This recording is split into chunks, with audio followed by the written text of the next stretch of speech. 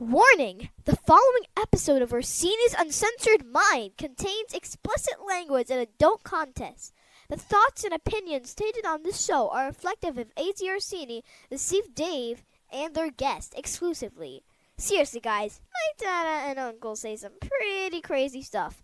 If it offends you, go be butthurt somewhere else.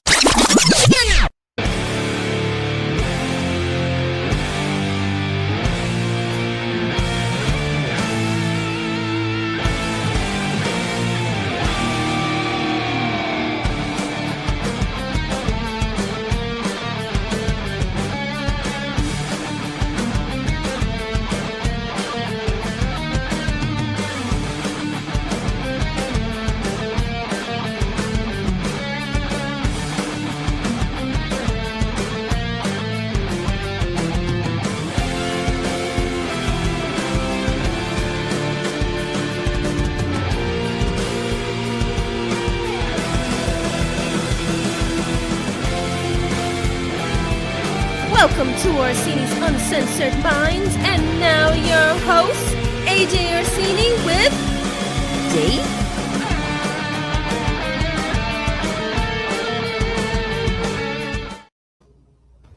All right, ladies, let's try this again. Welcome back to another edition of Orsini's Uncensored Mind, episode 356 consecutive episodes of Orsini's Uncensored Mind.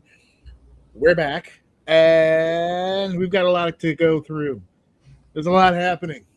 A lot going down. Oh, yeah. I'm not wearing the shades today because my brain does not feel like it has 10 sticks of dynamite in it today. Although I did say when we did the episode, I bet you someone's going to say something about the shades. And sure enough, the day that we posted it, I got a DM from a buddy of mine. What's with the shades, bro? Also, want to reiterate, I did say on the episode they were not my shades, that they were my wife's shades. Yeah, no, I don't think you did. At the very, very beginning, and I remember specifically saying that they were not my shades because I literally just grabbed them in front of they were the thing in front of me. I just grabbed them because the lights were hurting my eyes. But yes, so another one with are those your shades? No, they were not my shades. My shades are in the car. Just so happens my wife had a pair of shades in the room that I'm in recording the show. So that was last week's trauma. We have some new trauma to go over this week. A whole new fresh out the package. Fresh, brand new off the presses. Organic, farm to table trauma. That's going to be put here today. We have a laundry list of shit that we need to talk about, including a main event that was not my main event. This was. I'm shocked you made it the main event.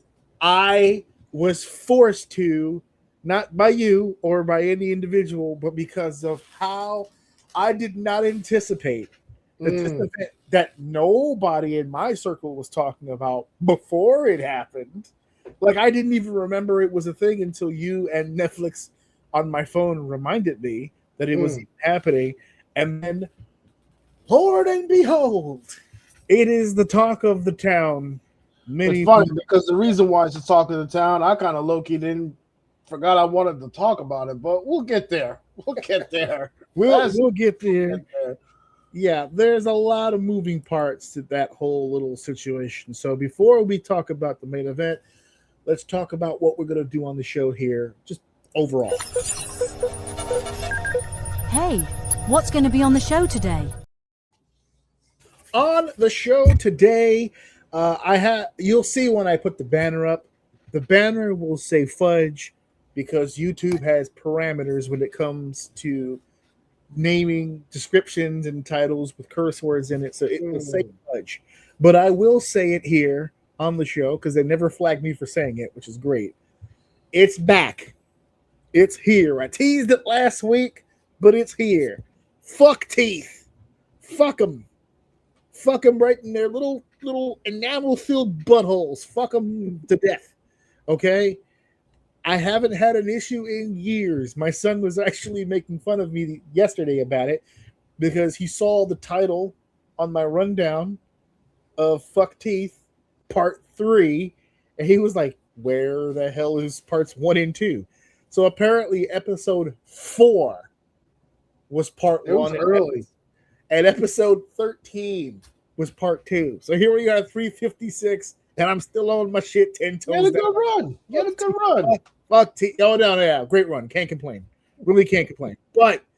But if you're gonna go that long without any issue, you just know that when it finally happens again, it's gonna thunderstorm. It's gonna make sure you feel every goddamn minute of every day you didn't have it. So we're gonna talk about my teeth for a few minutes. We're also gonna go down the line just really quickly and get in an update because we haven't had this conversation in a while. I took a look the other day just to find out if anything new was there, and sure enough, it's back. This year's inductees, the class of 2026 for the Video Game Hall of Fame. The selection process was made. We finally have the answer to whether or not certain games are going to get in, certain games won't get in. We'll break all that down. I have to touch on just a little bit of some drama that's taking place on the independent level in my general vicinity. But I'm not going to actually talk about the situation specifically, more or less the continuality of the situation, how this always continues to keep happening over and over and over again. What can be done to be rid of these issues? It seems like very simple answers on the surface, but we'll break down its complexity and how we can avoid certain dramas in pro wrestling. How about that? We're also going to touch on a miracle took place on Raw last night. Literally, I only had 4 topics for this show, but then something miraculous happened last night on Raw. The Beast Incarnate has fooled us all. It was all a cruel charade. That's all that it was.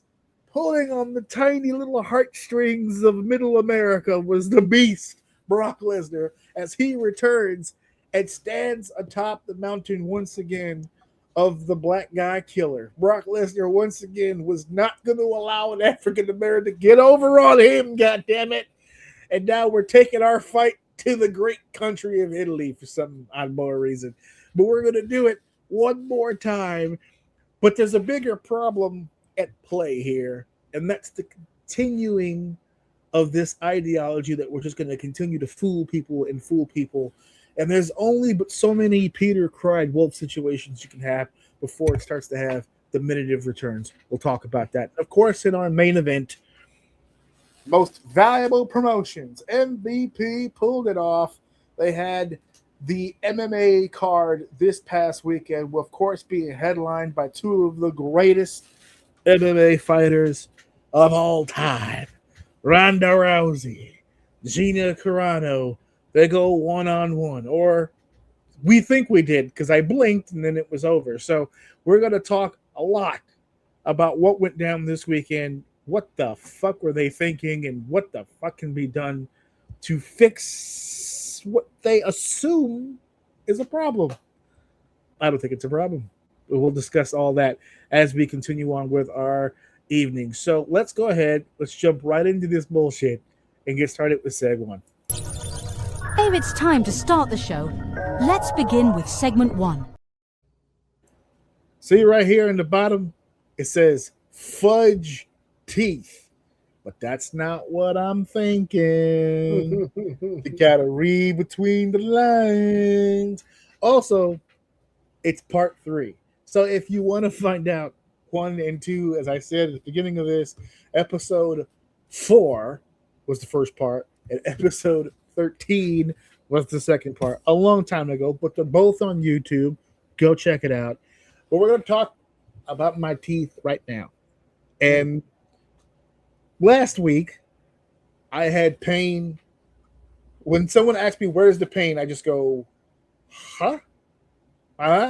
This general area, like right here? Pretty much from the bottom of my wrist to the top of my finger. Just pretty much this.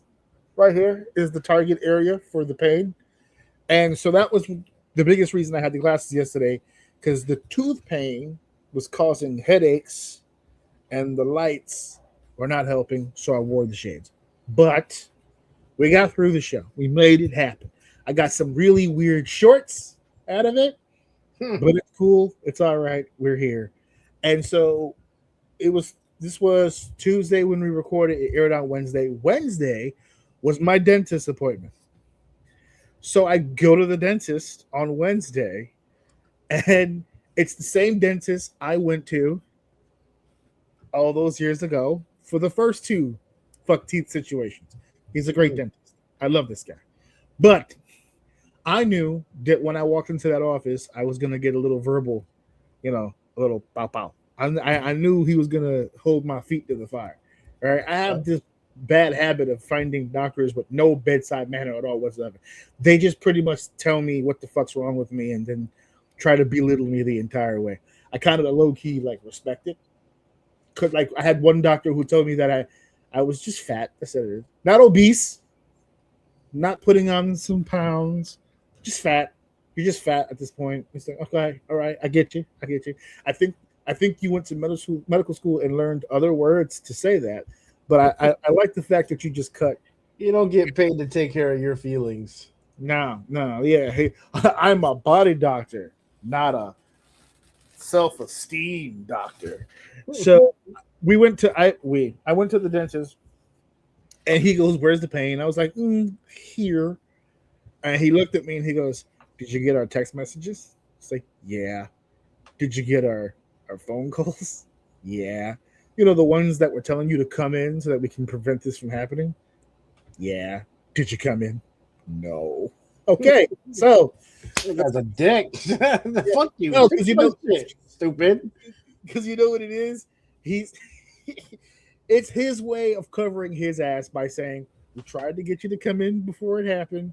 We tried to keep up on it so you wouldn't have to worry about it. Now it's time to get paid. Sit your ass in the chair. Let's go." So they go ahead and they do the X-ray, and I had been taking the amoxicillin to keep the swelling down and to handle the infection. But turns out the reason why I felt pain here and here and here and here and here and here and here is because on the whole left side of my face are two cavernous cavities. I have a gigantic cavity on the top left. I have a gigantic cavity on the bottom left. And while he was looking at it, he goes, "I'm going to handle your left top first. I'm going to handle your bottom left next." He goes, "And I know you're not feeling pain yet, but when this is all over, I want you to bring your ass back over here so I took a look at that right side, because just no. This is I told you, didn't I tell you to come in here? I told you to come here. You didn't want to listen, right? Okay, so here we go. This is what's happening." So every dentist will look at my teeth and still ask the question, "Do you brush?" Which I do. "Do you mouthwash?" I do. "Do you floss?" No, I'm not I'm not that kind of. I'm not a floss kind of guy. It is what it is. If I can't get it with the brush, fuck it. It won. It deserves to be in there. Fuck it, right? But my eating habits are terrible. So that's weird. Well, hold on. That's weird because I don't think the mouthwash works if you don't floss. I mean, obviously it does. I'm just saying for me, yeah, it doesn't work if you don't as effective. Because it don't get between your teeth. No. Well, good enough. Well, go ahead. As it is right now, just about anything that wants to can get through my teeth. Because on this side, this was a broken tooth at the gum line that I already told the story about that one. That one had to get extracted. No issues here. This side, the tooth that was broken off is still technically in there. It hadn't been removed. And I thought that's where the infection was going to be, because when I originally broke it, that's where the previous dentist said that it would be. They were like, "Oh, that's going to cause you a problem down the line." It's been 10 years, and I thought the jig was up. I was like, "Oh, there it is. This is the problem he was talking about. It's going to be that." And then the dentist looks at this tooth, this area here. He goes, "I see you have a cracked tooth here." I said, "Yeah, I'm assuming that's where the infection is going to be. That's where the last dentist said it would be." He goes, "Nope, not there." I said, oh, so it's like next to it? He goes, whoa, whoa, whoa. He goes, you have one that's broken off here. He goes, all the way in the back here, you have a tooth that seems to be cracked in half. I said, there's a tooth that's cracked in half? He goes, yeah, at any point in time, were you eating something and you just spit out, tooth? And I was like, you know what? Yeah, that did happen. Because I didn't want to make a big deal about it, because at the time that it had happened, we were out eating like at a restaurant publicly. I'm not going to make a big deal about spitting my tooth out. I'll figure I'll deal with it later, and I just never did. I goes, oh, you're right. So I guess that's where the infection goes. He goes, nope. I said, really? He goes, yeah. You have one unextracted tooth, a tooth, and then a cracked tooth. The infection is right smack in the middle on the one tooth that nothing really wrong with it. It's just that's the one that got infected. That's the one doing all the heavy lifting, dude. So that was the one. Yeah, probably he was holding the team down. That one right there. So I was like, all right, so what's the plan? He goes, it's a cavity, so root canal. We're going in. I was like, oh, okay, root canal followed by a crown. Then he's got to do the same exact process for the bottom one. Root canal. Damn, how long were you in there? Oh no. He didn't.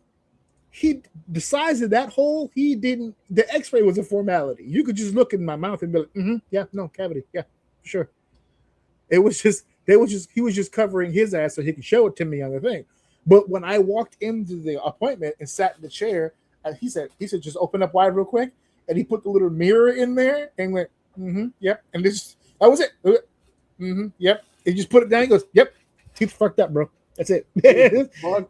Teeth is fucked up. So root canal here and crown here, root canal and crown here, and I'm afraid to see what's going to happen on the other side. But yeah, so the pain factor from last week is because it was fresh. I got the root canal done yesterday afternoon, about 5. So it's only been about 24 hours since the root canal. And I've taken an aspirin and amoxicillin for just to keep it clean or whatever, and feeling okay. It's all right. I got to wait 2 more weeks to come in for the crown, but for the most part, we chose the top because I think I was feeling it more. He kept like pushing on it on both, and I felt the top more than I felt the bottom, so we just decided to start with the top. So he already drilled in there, killed a bunch of shit. This is where we are now. That's it. This is the new normal. That's all it is. So, fuck teeth. Fuck them good. Fuck them in their enameled-filled little buttholes. I don't care for these things at all. I'm like this close to just be like, you know what? Take them all out, and I'll just wear the dentures at this point. Veneers? Yeah, I'll put the veneers in. I don't give a shit. Screws in your gums? Big Well, old perfectly squared pearly whites? I got the Roman Reigns teeth. Just oh shit! I want my mouth to look like those. Remember the wind-up teeth? I'll just put one of those. I want to be able to wake up in the morning and just pull them shits out the glass. Just put them in like an MMA fighter's mouthpiece. Go on with my day. Let's go. I'm outing myself on this, but I remember when I was a kid and boxers, the original mouthpieces were basically just like either a white or like an off-white color. They didn't have like designs or different colors. So when I was a kid, I used to think it was bread. Like, oh, they're just gonna like, I don't know, take a bite of something real quick and like a quick snack or something. Like, so I used to for the mouthpiece. Yeah. So I used to like fold bread in half and just try to give like a. Yeah, no, I was a loser as a kid. It's all right though. It's fine. I'm awesome. What it's worth, if you got punched in your face with folding a bread in your mouth, it will help. Yeah, it can't hurt for sure. It will help. It will help. Just saying. You weren't too far off. You just look stupid, but it was effective. Yeah. That's right up there with the remember rolling my eyes as the Undertaker. Oh yeah, that's funny.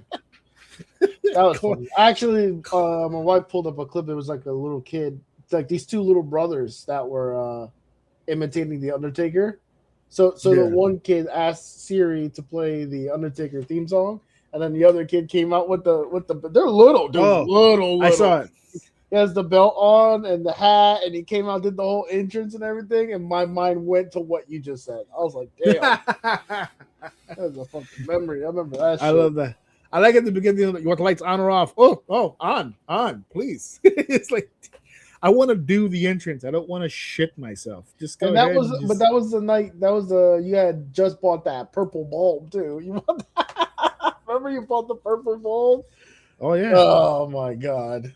The lights in my living room and my son's room now turn colors. I put the purple light on to this day. I have access to all the colors now. Actually, not just that one specific color. You can do all the entrances now. Hell yeah. I could do multiple colors. I have one bulb, one color, one bulb, the other color. I used to, in the back of the day, folks, I had 3 light bulbs for my room. I had a purple one, a red one, and a green one for Taker, Kane, and DX. Mark it down. There it is, right there.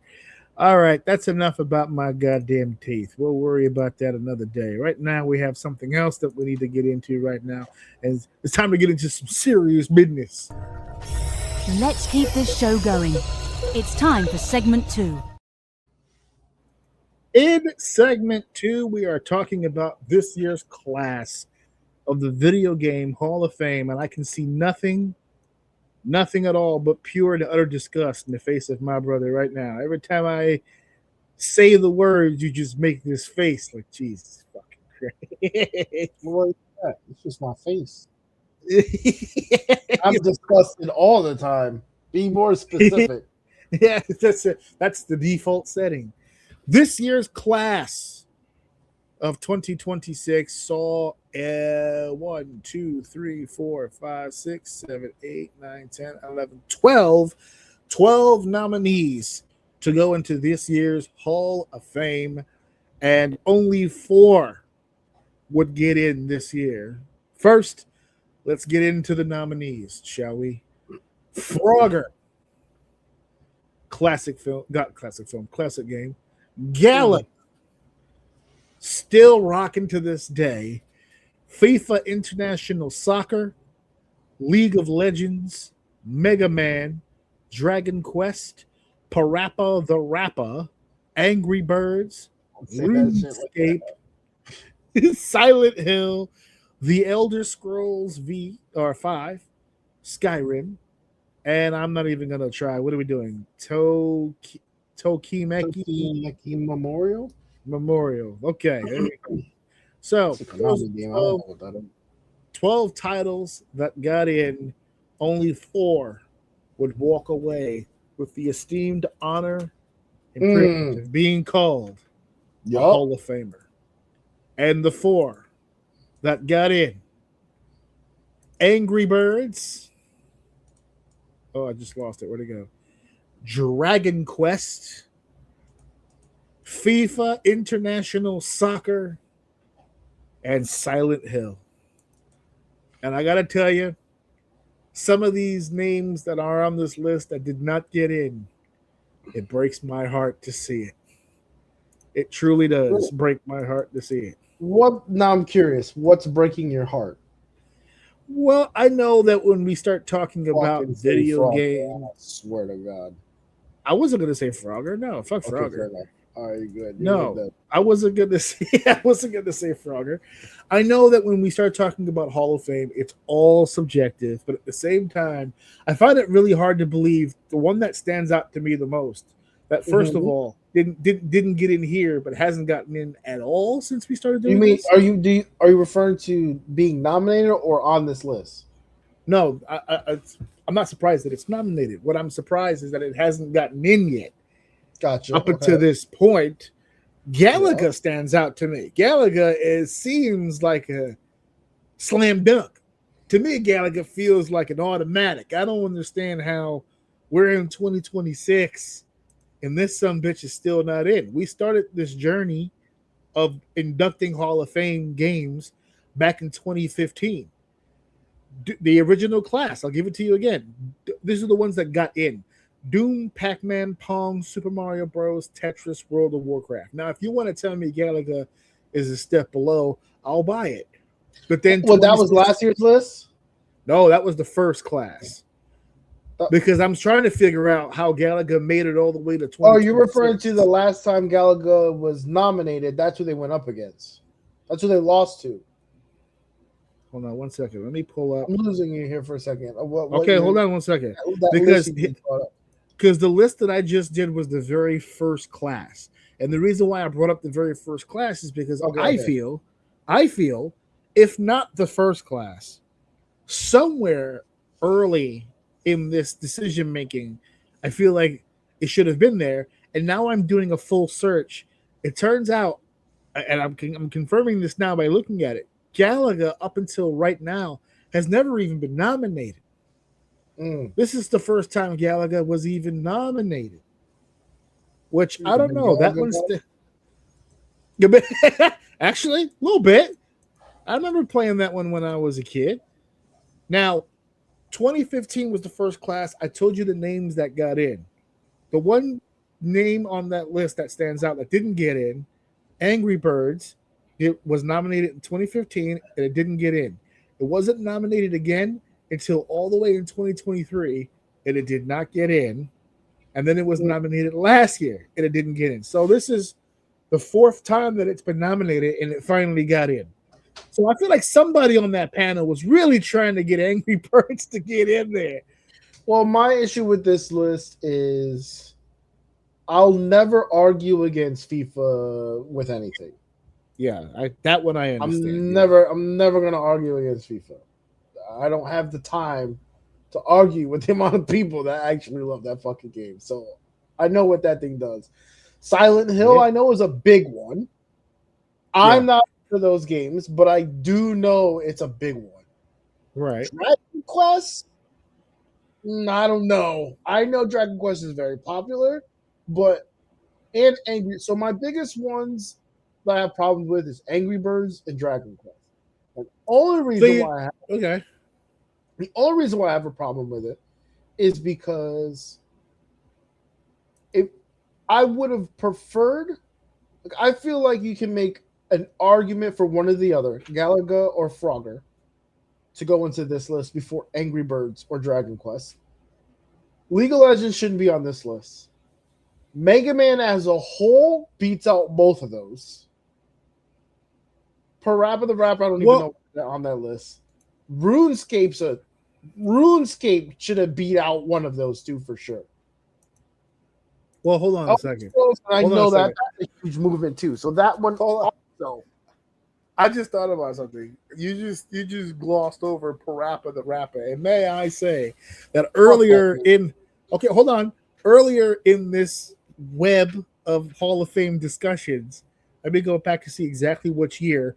In 2022, Dance Dance Revolution got in, and Parappa the Rapper walked so that DDR could run. Okay.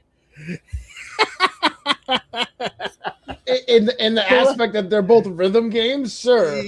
Yes, there you go. Parappa the Rapper, I don't think it's the first rhythm game.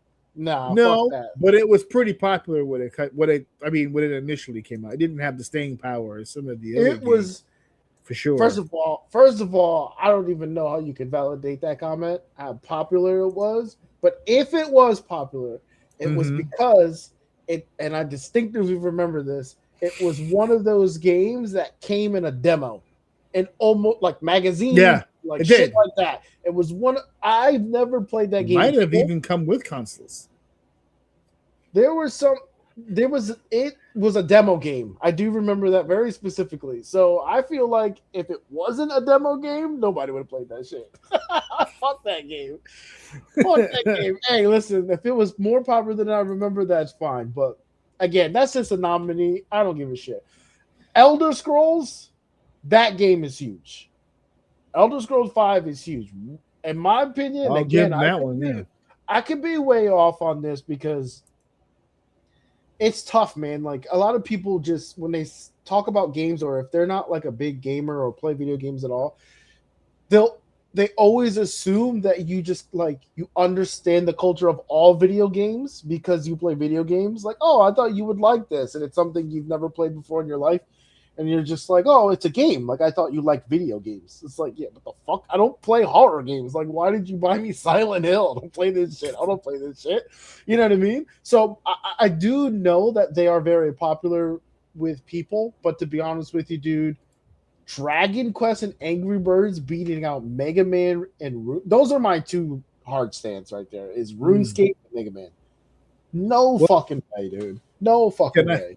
Can I throw a monkey wrench in the whole program and talk a little bit about Tokimeki Memorial?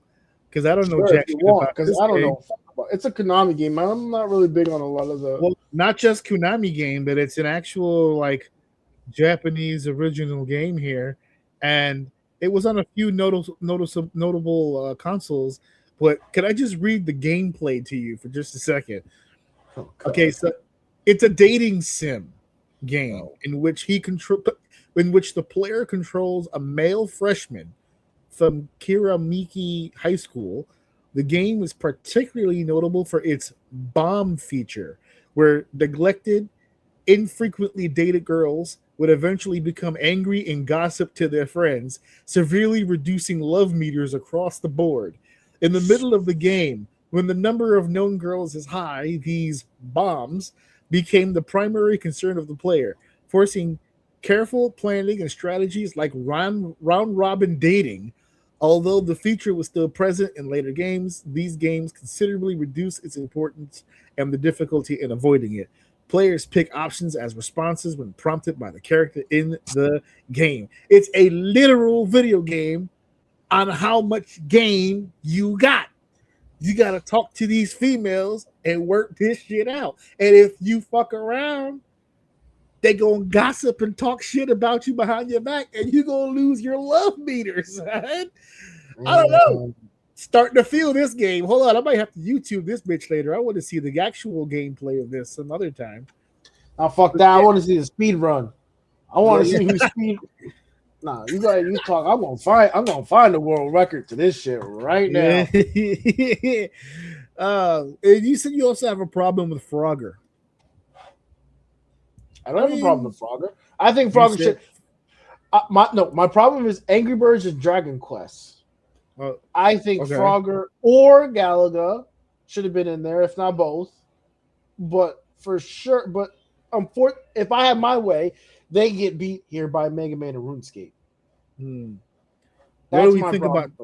What do we think about the thing I said earlier about the fact that it took 4 nominations to get Angry Birds in here? It looks like somebody was really dedicated on getting Angry Birds in this bitch. Would you say that it's a Hall of Famer? If for no other reason, because if you look at the list of nominees and winners throughout the course of years, there aren't many mobile games that have gotten in. There's like Candy Crush is on here somewhere, I think, but there's not a lot of mobile games. Would you at least give Angry Birds the tip of the cap when it comes to their usage through the new world of mobile gaming? No, I think Angry Birds as a whole, I don't think it has anything to do with it being a mobile game. I just think that Mega Man and RuneScape have done something to the culture way more than Angry Birds has. Now, Angry Birds is one of those games that new developers learn how to make, so it has impacted the world in that way. You know what I mean? Well, it's like it's one of those early games that you learn to make, but dude, Mega Man to this day is still. Well, hold on, right? But hold on a second. Maybe that's the problem I'm having with the argument. Are you saying that Angry Birds is not a Hall of Fame property when compared to those two games, or if we weren't comparing? Let's say because 4 got in. Let's say okay, we have a 5th spot. How about Angry Birds? Like, do you consider Angry Birds a Hall of Fame level property? Despite, don't compare it to anything. Just on its surface, is Angry Birds Hall of Fame? Depends on your criteria. Okay. Depends on your criteria. But here's the thing. I guess this answers the question. I wouldn't say that about Mega Man. I wouldn't say that about RuneScape. If you said to me, is Mega Man a Hall of Fame game? Yes. Is RuneScape a Hall of Fame game? Yes. Is Angry Birds a Hall of Fame game? It depends. What are we talking about? Do you see what I'm saying? Okay, Like, well, they're yeah, oh, go ahead. But they're what? their criteria. I'll bring it up again. It's right here. Based on their criteria, again, not comparing it to any other game, just on the surface, icon status is widely recognized and remembered. I would say yes. Longevity is more than a passing fad and has enjoyed popularity over time. Stop. They lost right there. It's done. You lost right there. With the 2009. longevity? Mega Man has been going since 1987. Okay, again, you're RuneScape comparing it to Mega 2001. Man. We know Mega Man stats. I'm not comparing it to another game on its own. Just Angry Birds. We're just looking at Angry Birds, not comparing it. Not comparing it. Just Angry Birds by itself. Do you think that it has? No, it doesn't have. Okay. No, it doesn't have that's longevity. good. No. Okay. No longevity. What about? Don't get again.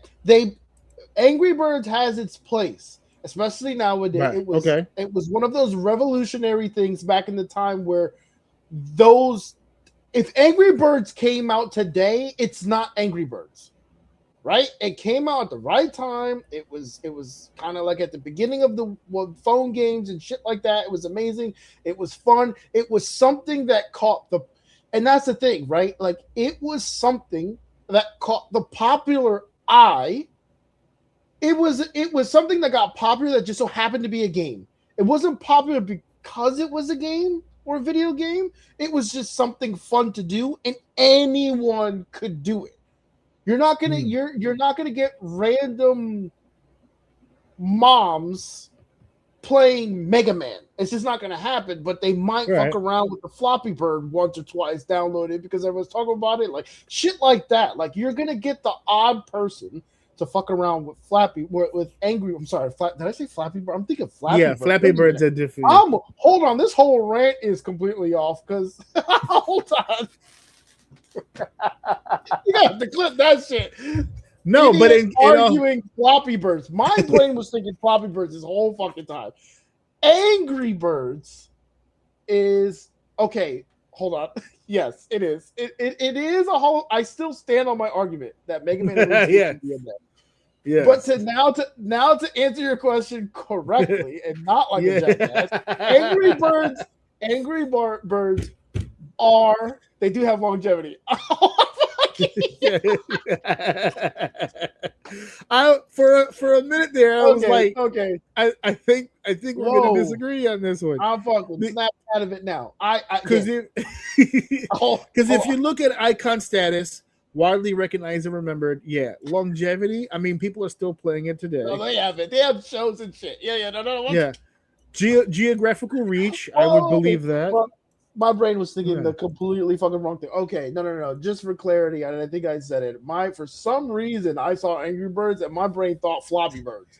Well, that explains all the anger and vitriol that was coming. But hold on, because now I look like an asshole because my argument was that random ass people wouldn't play that. Wasn't really a game, shit like that. I actually have the opposite argument with Angry Birds. Angry Birds is one of those. It is a game, and random ass people do be playing Angry Birds on their phone and shit, and they have the longevity and stuff like that. Yes, I am incorrect. I was thinking the wrong thing. However, I stand on my point. On my point. RuneScape and Mega Man should be in that list, and Angry Birds and Dragon Quest, I don't think should have got in, but. I don't know. I'm always weird about this list when you bring it up anyway, because I think we talked about it before with like who actually votes on it and shit like that. I don't know. Mm-hmm. I just don't feel like real gamers fucking, or at least it's like a small group of people that actually vote on it and shit like that. That's hilarious. All right. Anyway, I'm going to go with small group of people. Yeah. That even it says Game Developers Conference. So there's a bunch of people from here. They're naming names here from people who are supposedly in the industry, but it is what it is. But yes, and look, listen, if they're big names in the industry, then to be fair, they probably know the data obviously better than I do. So who knows? Right. Maybe in that short window, Angry Birds did have a bigger impact than Mega Man and RuneScape. But if you ask me, I don't know. I don't see it. Well, it's so funny because I actually wouldn't mind some sort of video or some sort of put together that has the people who vote kind of give their piece as to why they voted that way.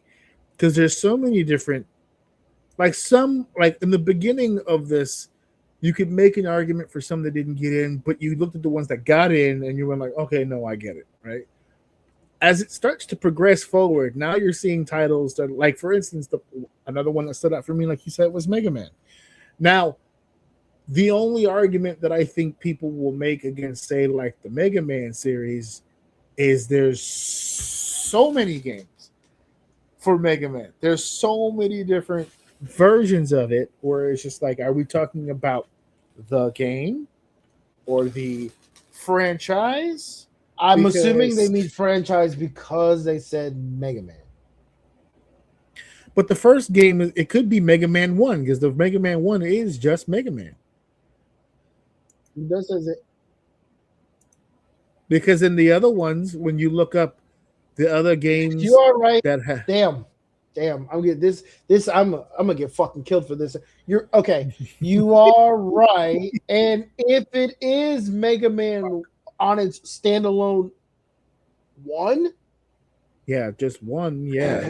Unfortunately, I think Angry Birds does beat the one game. Mega Man as a whole, no. But which is still not to downplay the fact that yes, probably that first one I feel is still iconic enough, because if you are talking about the one game, the first game, yeah, on a standalone, it might not be as heavy as some of the ones you're talking about, but it was the first block to a building block that led to a ginormous franchise. Yeah, yes, but back to your argument before, as a standalone game, it's tough. I can't say Mega Man 1 beats out other games on this list.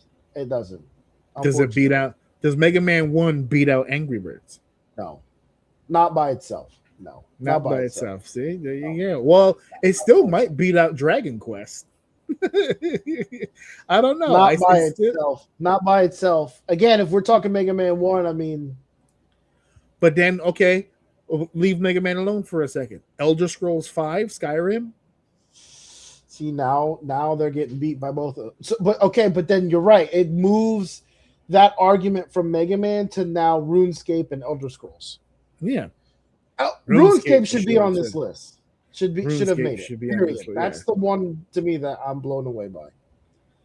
Well, let's see if it gets in with the other classes. Because even the longevity of RuneScape right now, you remember we made the argument with Mega Man that being Mega Man 1. Well, there's a RuneScape 3, which was the original RuneScape, but I would even argue that this RuneScape, the one that they're referring to here, they've remade and upgraded. Jagex, not like a private server, actual Jagex has made RuneScape Classic, which is the exact game that it's referring to here, that still gets played to this day and updated to this day. So yeah, it should have definitely been on that list. So how about that? How about them apples? Well, we will a segment of me being dead ass wrong this whole time. Let's go. That's all right. We'll have our couple chances. clips out of that motherfucker, dude. No correction. Did he just say Flappy? What the fuck is this idiot talking about? They're probably gonna get on me too for not correcting it because I didn't catch it until you caught it yourself. You don't know any better. You can't be held accountable. Jump on the ignorance train, That's baby. Right, dude. Claim ignorance while you still can. All right. We will check in again next year, see if RuneScape can get in then. Until then, let's get on with our next segment. Segment 3 is here, and I can't wait. Well, I feel like I haven't heard that in a while. You sold it last week, so had to. You can't seem desperate.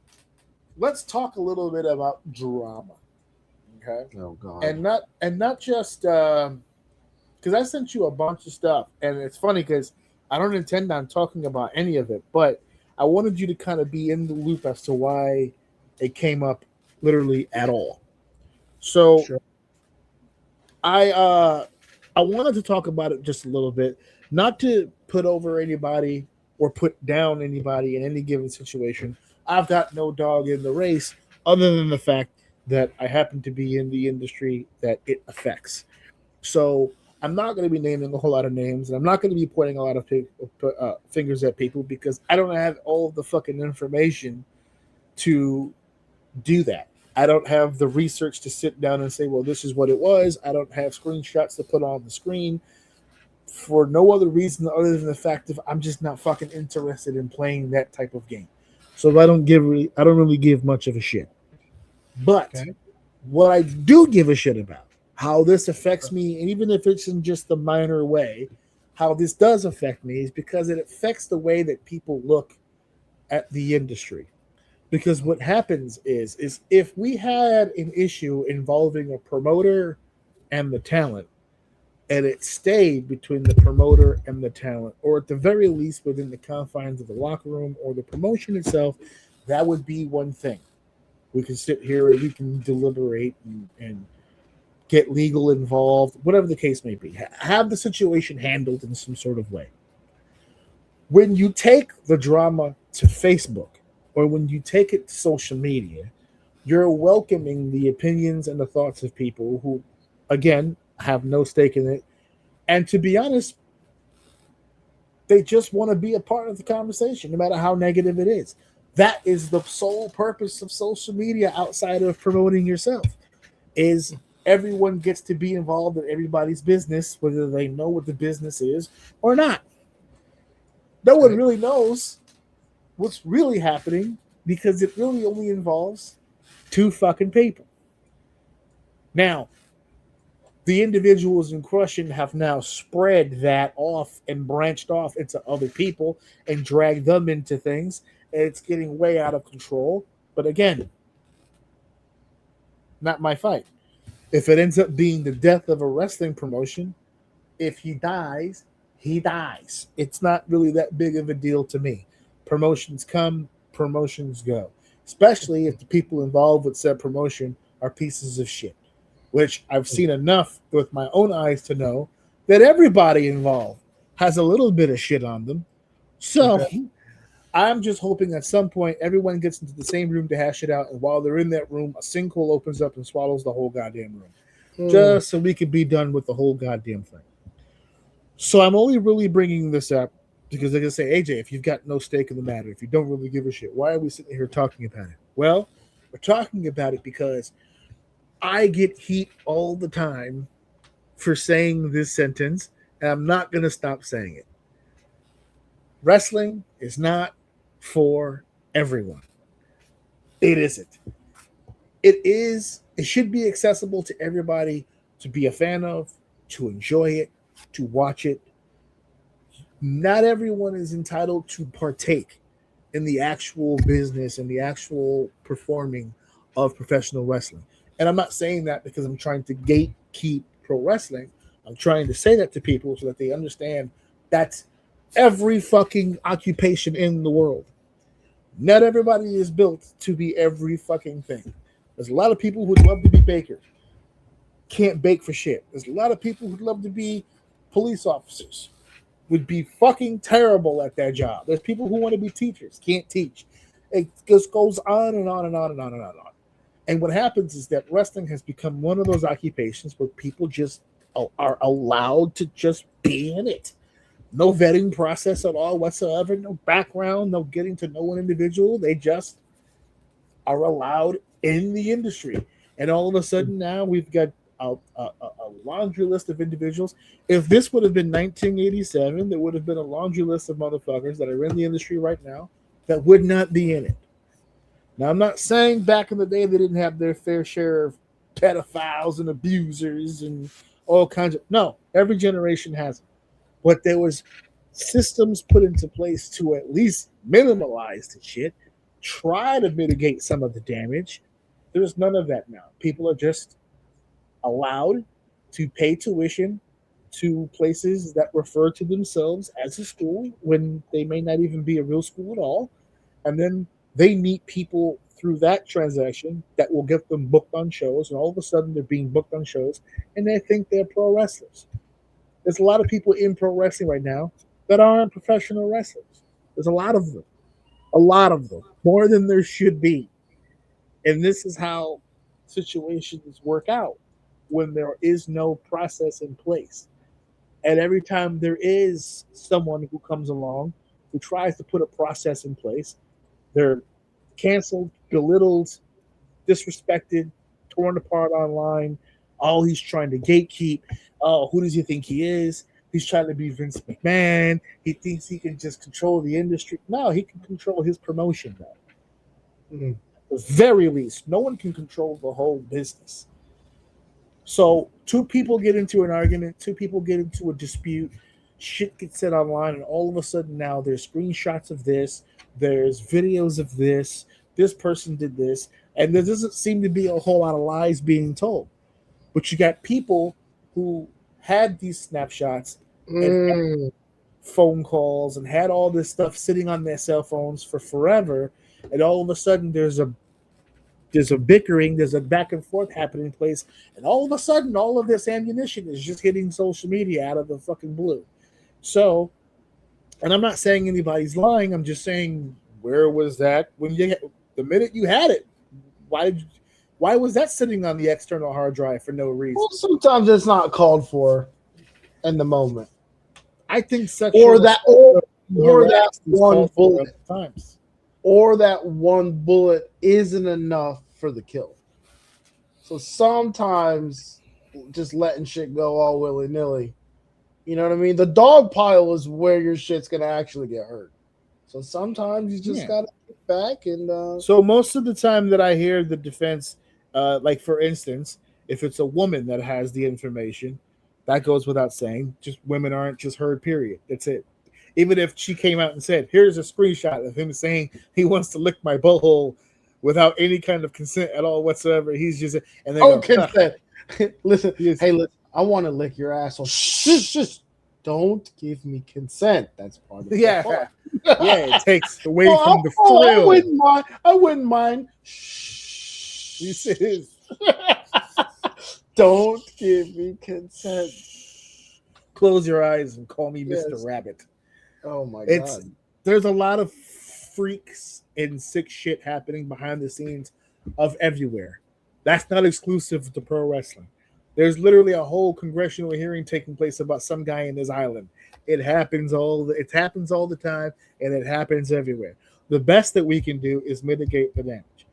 But a topic, and Dave, see where you land on this with me on this.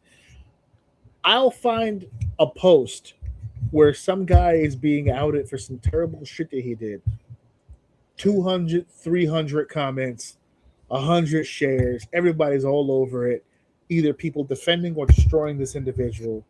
But I'll see a post where someone goes, you know what? I just recently worked at this promotion, whatever it's called. And I just met the boss of the town. No. It's like, I just worked at this promotion for the first time, and I got to meet the boss, and I got to meet the people involved. And man, what a company! You know, everything is organized, everything is well put together. The fan base is really cool. And I'll see that post, just pure positivity. Man, great night, great promotion, great talent, great fan base. The town, it was a good town. I got something to eat. Man, 5 stars. What an experience! That'll get 10 comments, 2 shares. No one gives a shit, right? Sure, so we've made the comment. Yeah, we've made the comment here about controversy and about YouTube hit comments and hateful social media posts and how that gets more traction than positivity. So when it comes to situations like this, I think because I'm older, but I'm kind of like, I hear stuff like this. He's a piece of shit. Okay, he more than likely is a piece of shit. But what are you going to do about the piece of shit? Are we not going to get booked on the show? No, someone's going to take the booking. Are we going to let the fans know that they shouldn't be supporting a guy who doesn't? No, probably still gonna go. There's nothing. No one really does anything about the negativity. They go on social media and they bitch about it and they complain about it, but nothing ever really happens. So these people never really go away. So and to each their own. But I don't want to sit here and pile on and destroy the people who are pieces of shit. That's light work. Anybody can do that. I'd rather put my energy in the other direction, and I would like to start having people do more of the positive stuff. Can we talk more about the people who do this business correctly? I'd love to know more. I know more promoters that are pieces of shit just based on people letting me know ahead of time, hey, this guy's a piece of shit, than people who go, hey, this promoter over here, great fucking guy, man. You're gonna get paid. It's gonna be a fun night. I don't ever get tagged in shit like that.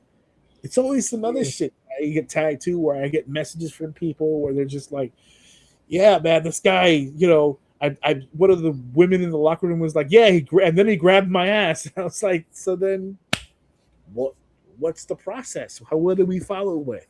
How do we get rid of this problem? Because we only get rid of it together. And since there is no together, how many times can I hear the same story over and over and over and over? You're gonna hear it for eternity, unfortunately, because you're gonna hear it. It works. It's the way it works, man. People, I'm not gonna die. I'm not gonna kill my opportunity because he touched your ass.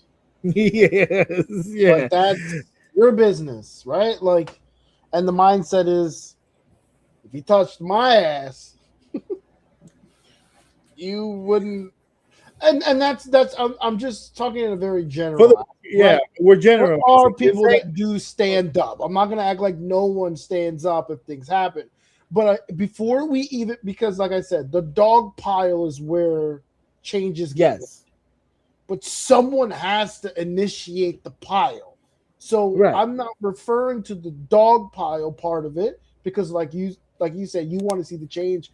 That's where the change starts to happen. When everyone's like, oh, and then this, and then this, and then this. Okay, now we're creating space to get this motherfucker out of here, whoever that is. All right? Right. But what you're speaking about is more specifically the day-to-day, more like, okay, this is before we get to the point where we have a dog pile, we should start slowly telling each other, hey, this ain't a great place. I had this bad experience. It don't have to be this monster dog pile to get people to realize stuff. It could be like, hey, I worked over there.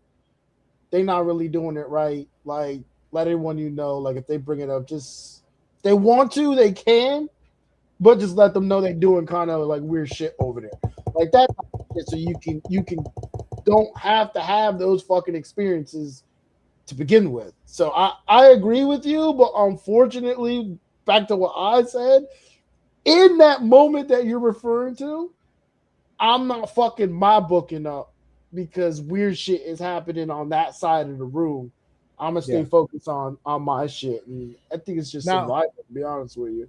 Now, I sent you, again, we're not saying specifics, but I sent you a video where there were people who actually made posts who were booked on the upcoming show who literally said, yeah, I'm not associating with this company. I'm not, yada, yada, yada.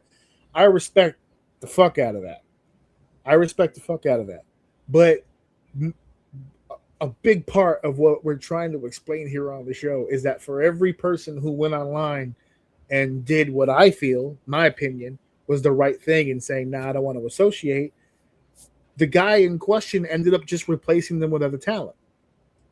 So it's because of what I said. yeah.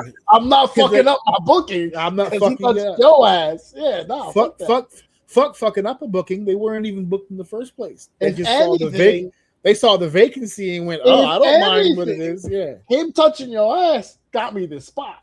So I'm up. Who's winning now? Yeah, exactly. I'm up right now. So I don't know what the problem is. And this is why, unfortunately, it's going to continue to happen unless, and I know no one wants to hear it, but unless an adult enters the room. Because that's what the NWA committee used to be.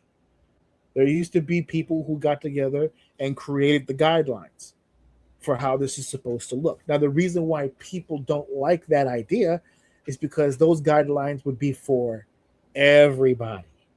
There would be a level of professionalism that would be expected. There would be a level, this expectations would be high. And we don't want anybody being sexually assaulted. We don't want anybody being harassed. We don't want anybody being put in terrible positions. But they kind of still want to do what the fuck they want to do. So it's like, hey, before mom and dad gets home, correct your behavior, please. Otherwise, someone's going to have to come in here and straighten this house out. And I think personally, we're at a point now where someone needs to come in and straighten up the house. I think we're past the point of just letting companies and promoters just do whatever they want all willy-nilly. I know we have the State Athletic Commission, but they're not watching wrestling like that. They just want their cut of what's happening. They're not actually regulating anything. They're making rules for safety reasons, but they're not really regulating what's happening on a they don't give a shit about wrestling. Just like they don't give a shit about they're not boxing. checking in, they're not auditing anything. No, they're not keeping up on social media and seeing who's saying what about what person and yada yada yada. They're not keeping track of anything. There used to be veterans in the locker room, there used to be promoters that got together and banded together and tried to make territories safe for the workers and safe for all that stuff used to be in place. It all got destroyed by people who wanted to be in the industry despite not having the talent to be in the industry. And now what happens is that when you open up the door that way and you bust open the gate, yes, there's going to be some people who get an opportunity who wouldn't have otherwise gotten it if we had overseers. Maybe they were a little too small, maybe they were a little too pale, maybe they were a little too fat, whatever the case may be. They want to live their dream. So they like the idea of no lifeguards at the pool. But the problem is when there's no lifeguards at the pool, fair. There's no one to tell you that you can't dive in, but there's also no one to tell that family of 6 that's coming over here and fucking shit up at the pool to stop with their bullshit. So it's a double-edged sword. Yes, there's no overseers. You get to do what you want. But when the people who get to do what they want do stupid shit, what do you expect to happen? Because unless you're going to walk over there and kick that family out of the pool yourself, zip it, because it's the Wild West, right? That's what you wanted. So myself personally, maybe it's me being at an older age, maybe it's because I'm around kids a lot, maybe it's because I've been a parent for so long. I like the idea of oversight. I like the idea of a committee getting together and saying, this is what we're going to do, this is how we're going to do it. If you can't fucking get your shit together, then you need to go. I am in favor. I know people are so upset about the State Athletic Commission and their restrictions as it is. I want to go back to licensing. I want wrestlers to be licensed. I want promoters to be licensed. I want managers and referees and everybody. I want everybody to be licensed again, myself personally. Because if you do stupid shit like this and you get your license suspended, then you can't do this shit no more. That's it. And if you run without the license, you go into jail. That's just how it goes. There are some states that still have it. I'm licensed, or I think it might be expired at this point, but I was licensed in Maryland for both managing and for wrestling because I wrestled in Maryland and I managed in Maryland. And I had to sit down with the State Athletic Commission and take the physical and fill out the paperwork and show the forms of ID. And then they give you this information that you could look up online that states that you're licensed, and you have to renew in like 2 years. And if you don't pass the physical, or if you don't pass the background check or something like that, you don't get a license. And if you don't get a license, you don't get to work in the industry. How about that? So yeah, no, I am over the ideology that wrestling companies should just be monitoring themselves because they can't do it. They can't do it. One booker, one promoter can't babysit a whole crew of people, including talent and ring people and non-wrestling talent. One guy is going to have a hard enough time doing that. A committee is it'll be easier because there's multiple people, but they would have to be on the same page. There's a lot of moving parts. That's why I always tell people, if you're going to run a company on your own, you need to vet people. You need to be very specific who it is that you bring into your company, and you need to be in a position where you're not married to them, in a sense of once they fuck up, they got to go. Oh, he's not going to fire me. I'm the champ. Bye. It's just it's a privilege. It used to be. It used to be a privilege to be in this business. It wasn't an automatic. You weren't entitled to it simply because you really, really, really wanted it and you watched it when you were a kid. You had to earn it. And then when you earned it, you had to keep earning it all the way until those boots were in the middle of the ring. We don't have that anymore. It's people doing this shit on a whim. It's people showing up to wrestling shows high and drunk before the matches even happen. None of these motherfuckers are Rob Van Dam. None of them. They don't know. None of them. I know. I've seen these motherfuckers work. Not a Rob Van Dam among them. I can assure you. Okay? 5'7", 120 pounds showing up to building lit is not good for anybody involved. Okay? It's just a situation of you're treating the business just like something fun that you're doing. You know? You smoke before Thanksgiving dinner. Yeah, I get that. That makes sense. You about to put a whooping on that table. I get it. But you don't smoke before a 10-minute fucking wrestling match where you're going to be picking my fucking ass up. No fucking way. There's an individual, I told that story on this show. I'm not going to say his name, but he's actually been a part of this mess that we're talking about. And I had a conversation with him in 2013 about that shit. And it just so happens I was part of the tag team champions. And the promoter's like, yeah, we're going to put the belts on them. Not high as fuck, we're not. That's not happening. Come to the building sober and clean and your head on your fucking shoulders, and then you'll beat me. But you're not picking me up for shit, smoking and drinking before the fucking... No fucking way. I got shit to do after this. I'd like to fuck my wife tonight, and I can't do that if you drop me on my fucking head. So it's not fucking happening at all. No. I refused it then. I would refuse it now. And I advise anybody to refuse it. Don't let a motherfucker come in there all red-eyed and slow talk about, yeah, and then I'm going to do a shooting star press. No, the fuck you not. I tell you what, you're going to miss every off-the-top rope shit you call. And I'm not going to stop you. And then I'm going to do a crossbody. And I'm not going to be there for any of that shit because fuck you. That's why. So, no. There's always going to be drama. There's no way to escape it. But something needs to happen. We can't just keep letting people just do whatever it is they're going to do. Something needs to happen. Otherwise, I don't care. Because that's what's going to end up happening. Remember how the country felt for a while there when we had like 5 or 6 school shootings in a row? And then like the 7th school shooting, it was like a blurb on the 6 o'clock news. Like nobody gave a fuck. It's like 7 kids died and 2 staff members. Yeah, who gives a shit? They just had a shooting at a mosque. Like 2 days ago. That shit was a notification on my phone. I never saw it anywhere else again because it happens all the fucking time. So when this shit continuously happens, when the men in this industry are acting like bitches and the women in the industry are acting like bitches and everybody's getting together and being very, very bitch-like, I don't give a fuck. Because y'all made this little bitch stew that y'all sitting in. So I don't care. That's my fuck. I didn't want to write a post about it because it just would have fell on deaf ears. But I'll say it here on the show. Drama is when you induce your own drama, I don't give a shit that you're involved in drama. It's what you asked for. It's what you wanted. So I don't really give a shit. So there's that. Boom. So now we're going to take a brief pause for the calls. Let's get ourselves a nice little quick commercial ad break. And then we're going to continue on with the rest of our show.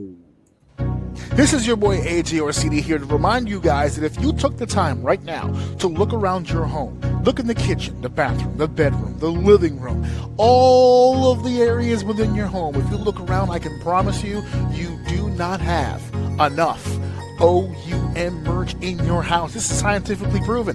I know for a fact you do not have enough. Even if you're listening to this and you already have a few, you do not have enough. But that's okay. We can solve that problem very simply. All you need to do is head over to AJOUM.com.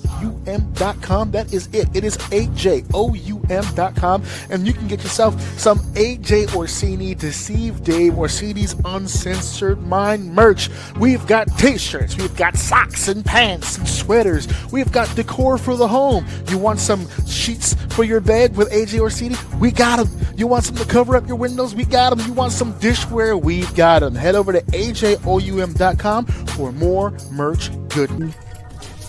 I hope you're ready for segment 4, because it's time. Damn. We haven't heard that one in a while. I haven't done seg 4. I know. I felt she left me like, for what? For what? Time for what? Say it. It's time to talk about the Beast Incarnate. We did a whole segment on the career and the life of Brock Lesnar. We were saying goodbye. We saw the tears flowing and the removal of gloves and boots, and what an amazing moment for WrestleMania to have the Beast hang him up and walk off into the sunset. One of the biggest badasses in WWE history. But alas, don't weep for long, as the Beast Incarnate, what, a month? 1 month later, because it was mid-April when he retired. 1 month, and he's back. Now, we don't know what his contract situation is. I know that they did the whole kayfabe deal with Paul presenting a one night only contract for a clash in Italy for Brock Lesnar and Oba Femi in a rematch over. Let me tell you something. Italy's card right now looks fucking phenomenal, son. The card because Backlash was like, meh. It was like meh at the very least. But the clash in Italy so far, Cody Rhodes and Gunther for the WWE Championship, Roman Reigns and Jacob Fatu in Tribal Combat. Now we've got Lesnar and Femi Part 2. No, hold on. Let's not skip over that real quick, because I need you to confirm something for me, because we heard it, and they kept replaying it, and all three of us on the Discord heard it and couldn't stop laughing. Did you also hear him say Tribal Comeback? Bro, I did not hear that. Go back and listen to it again, because he picks up the phone, he picks up the microphone and says nothing else. And he says, Tribal Comeback. And we're like, what? We start crying. Though, when you're about to get fired from a job, who doesn't want to call their boss a comeback? You know what I mean? Like, that was amazing. You felt it. But it then was they're like, all right. They're like, all right, then he said, I accept. And I swear to God, this is all happening in real time. We're all like, accept what? What is happening? He accepts the comeback? Like, is his title changed now? Is that what the C stands for? Comeback? Wait, and then someone else said it, and they said combat. And I'm like, we're like, oh, yeah, that's not really oh. That's way different than what I thought he said. Go back and hear it again, dude. I swear to God, that man did not say combat. You're bugging if you think he said combat. How deep into the show were you before you realized it was combat? No, right away, because I forget who said it. Someone said, I think it may have been like the announcer or something. Someone said Tribal Combat, and we literally all at the same time. We were all, oh, they're like, no. What we heard was funnier. Fuck that. He's the Tribal Comeback. It was a moment of group realization, dude. We all took the ride at the same time. It was absolutely fucking amazing. That shit was hilarious. Anyway, go ahead. Sorry, I had to clarify if you heard that too. I'm telling you, double back and listen to it, dude. You won't be able to not hear it. I'm gonna go back now, and I want to listen to what you're talking about. The part where he's on the floor with the mic. He's on the floor. Like he just picks up the mic, and he's about to fire him, and he's like, "Tribal Come back. I swear. Come back. Listen to it. God, that shit was hilarious. Dude. Oh man. Well, we're listen.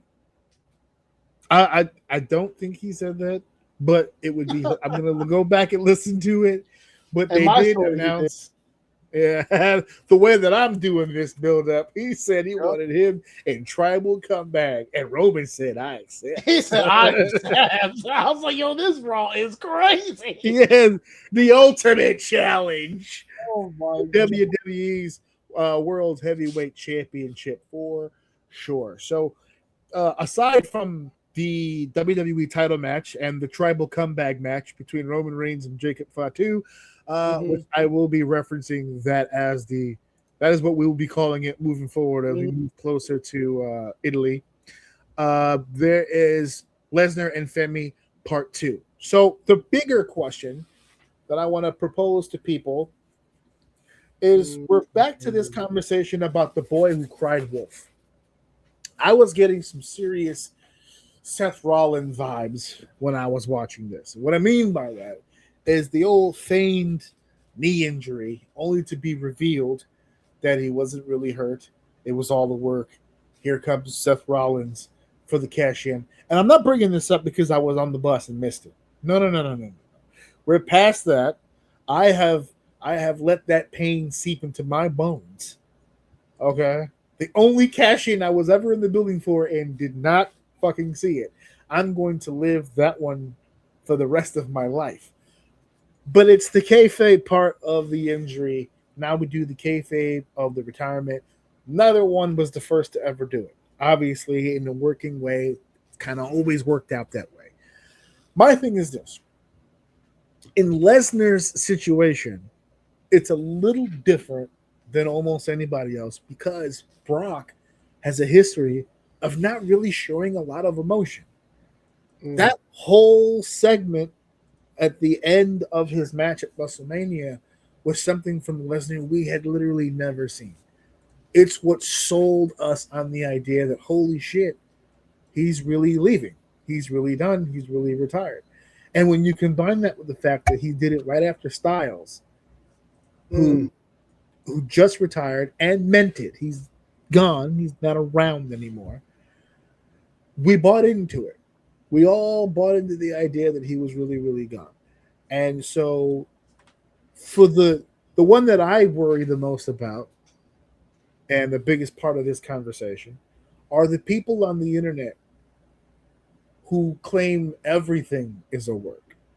Oh, he's not really hurt. It's a work. Oh, he's not really leaving. It's a work. Everything is a work. And they could be wrong 15, 20, 37 times in a row, and they'll keep saying it. But on occasions like this is where they go online. I fucking told you it was a work. I knew he wasn't going anywhere. SummerSlam's in Minnesota, which, by the way, people keep bringing that shit up like he gives a fuck about Minnesota. Yeah, he went to school there. He's not from fucking Minnesota. But anyway, SummerSlam's going to be a minute. No fucking way. So I have a fear that the next time he attempts to retire, he could legitimately mean it. It could be completely 100% real that he's going to retire and do something else or go somewhere else. And it won't have the same feeling as it did the first time. That one at WrestleMania 42 felt right. It felt real. Yeah. And here's here's where I stand. Okay. Unfortunately, kind of piggybacking on like the past few conversations we have had about contracts and shit. When I saw this happen out loud, I literally said they came to an agreement because the way he left, either this man is a phenomenal actor, there was real anger in that. It was real. He could be a phenomenal actor. And the way Paul Heyman's a little bit tougher because he is phenomenal at doing things like this. But that also felt real. But Paul, I understand the face, the tears, It's the him. emotion. That's Paul. What he does. Seeing it from Brock sold the deal. Calling out the intro on how he's the now and not the then, and then the next time they play it, it was changed. They took him out. Yeah. Like those things is where the line gets blurred, whether it was all planned or real. But I can't, and the kayfabe thing that you point out, I don't disagree with you, but my brain, unfortunately, I am in a place where I'm super jaded about everything is contractual right now, where it's like he left, he looked pissed when he left. Everyone felt like this wasn't the plan and that this was abrupt. And now he's back in a manner of like, all right, well, if I'm coming back, I'm getting my shit back. Because I don't see him, he's not winning here. But Oba is not going to win here. He's going to get beat. And if he does get beat, does that ruin what we just did? Because he was going on a tear, and now he's going to get smashed by the person that put him on that tear. I don't know if he's going to get smashed. I think if they go to Italy and Lesnar just beats the teetotal shit out of him, that's a burial. There's no way that doesn't it doesn't just undo WrestleMania. It literally does everything. It undoes everything. It would, in my opinion, it would kill Oba fucking dead.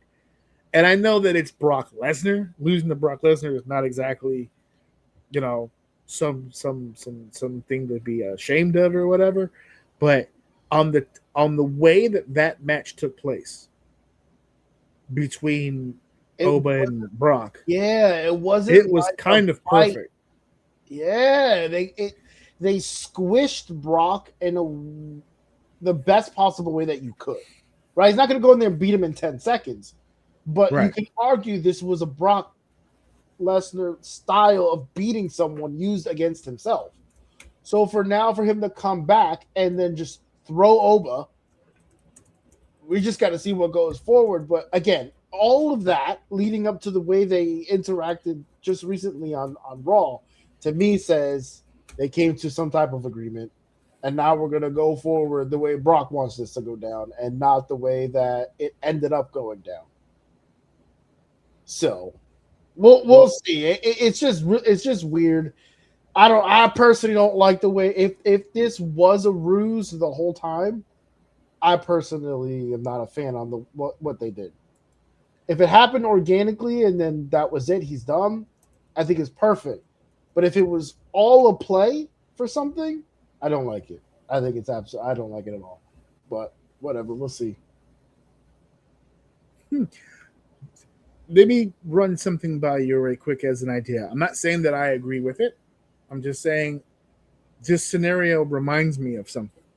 Again, my brain goes into the vault, starts thinking of different things that's happened over the years. And I take you back to when Lesnar feuded with Goldberg. Now, Goldberg is not Oba Femi, right? Obviously older at that time, wasn't exactly in his prime. But if everyone remembers, eliminate the WrestleMania 20 match for just a second.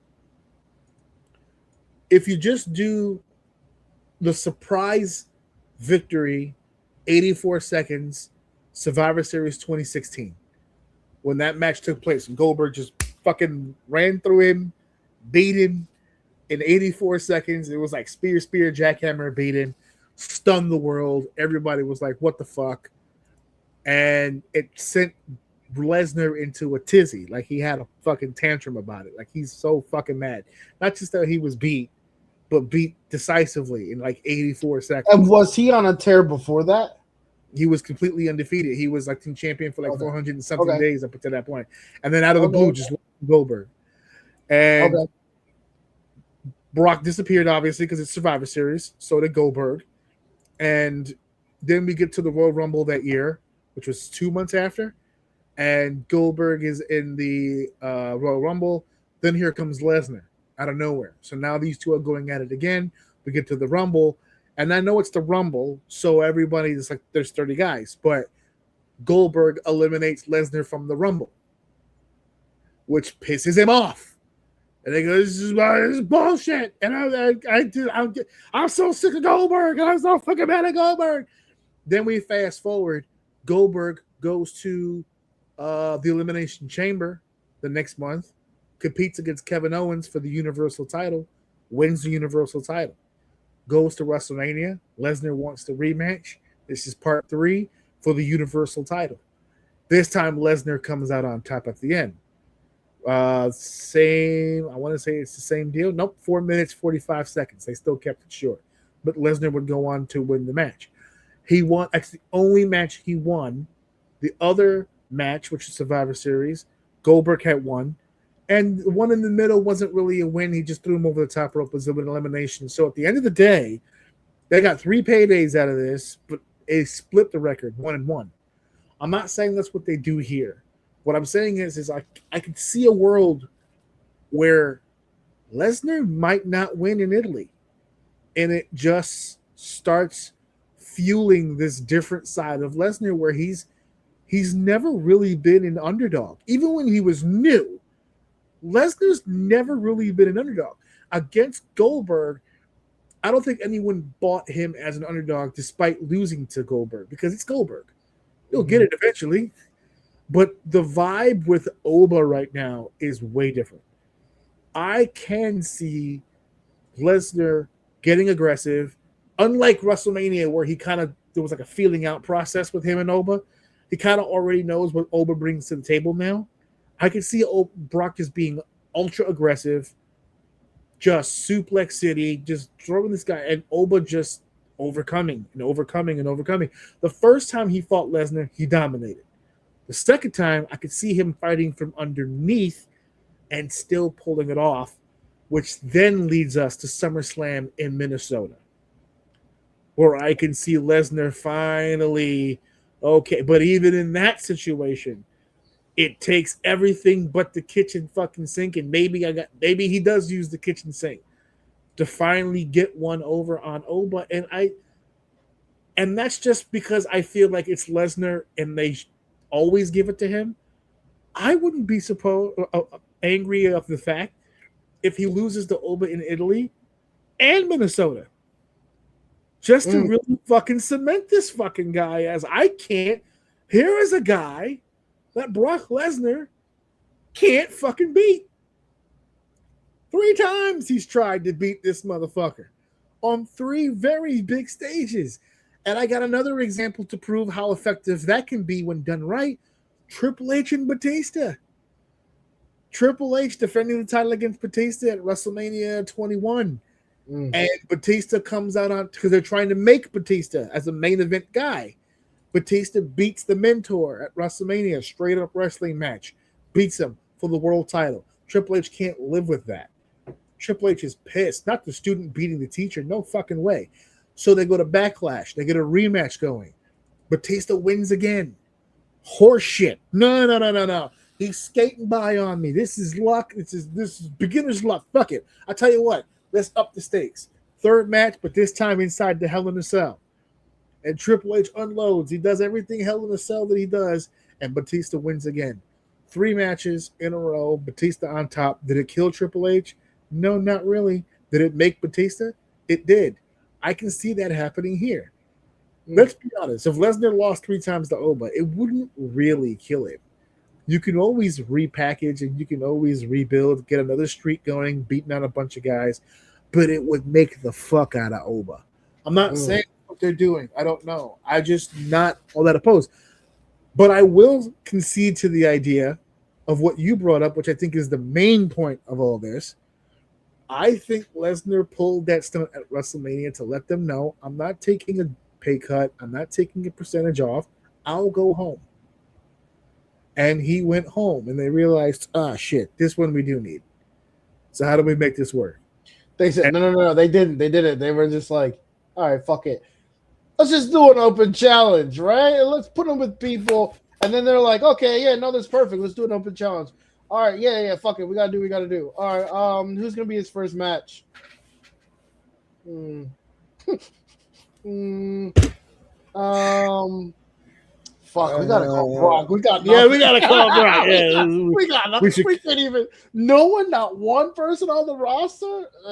Everyone else kind of see busy. and that was the problem. I feel like that was the problem with the open challenge for Oba Femi, because you don't want to put a higher level star in that position to get squashed in an open challenge, but he also is above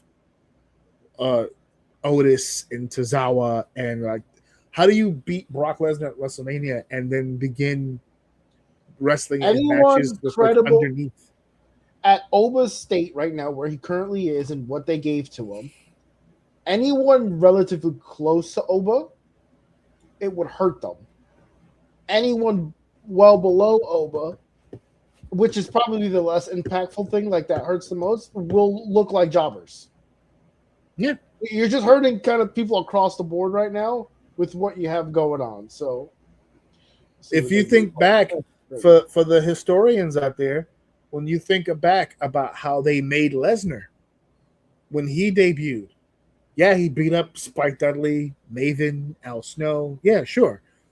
But then he beat up the Hardys. Then he beat up Rob Van Dam. And now he's escalating. He goes to SummerSlam. He beats The Rock for the WWE title. When he beat The Rock, he didn't go back to Maven.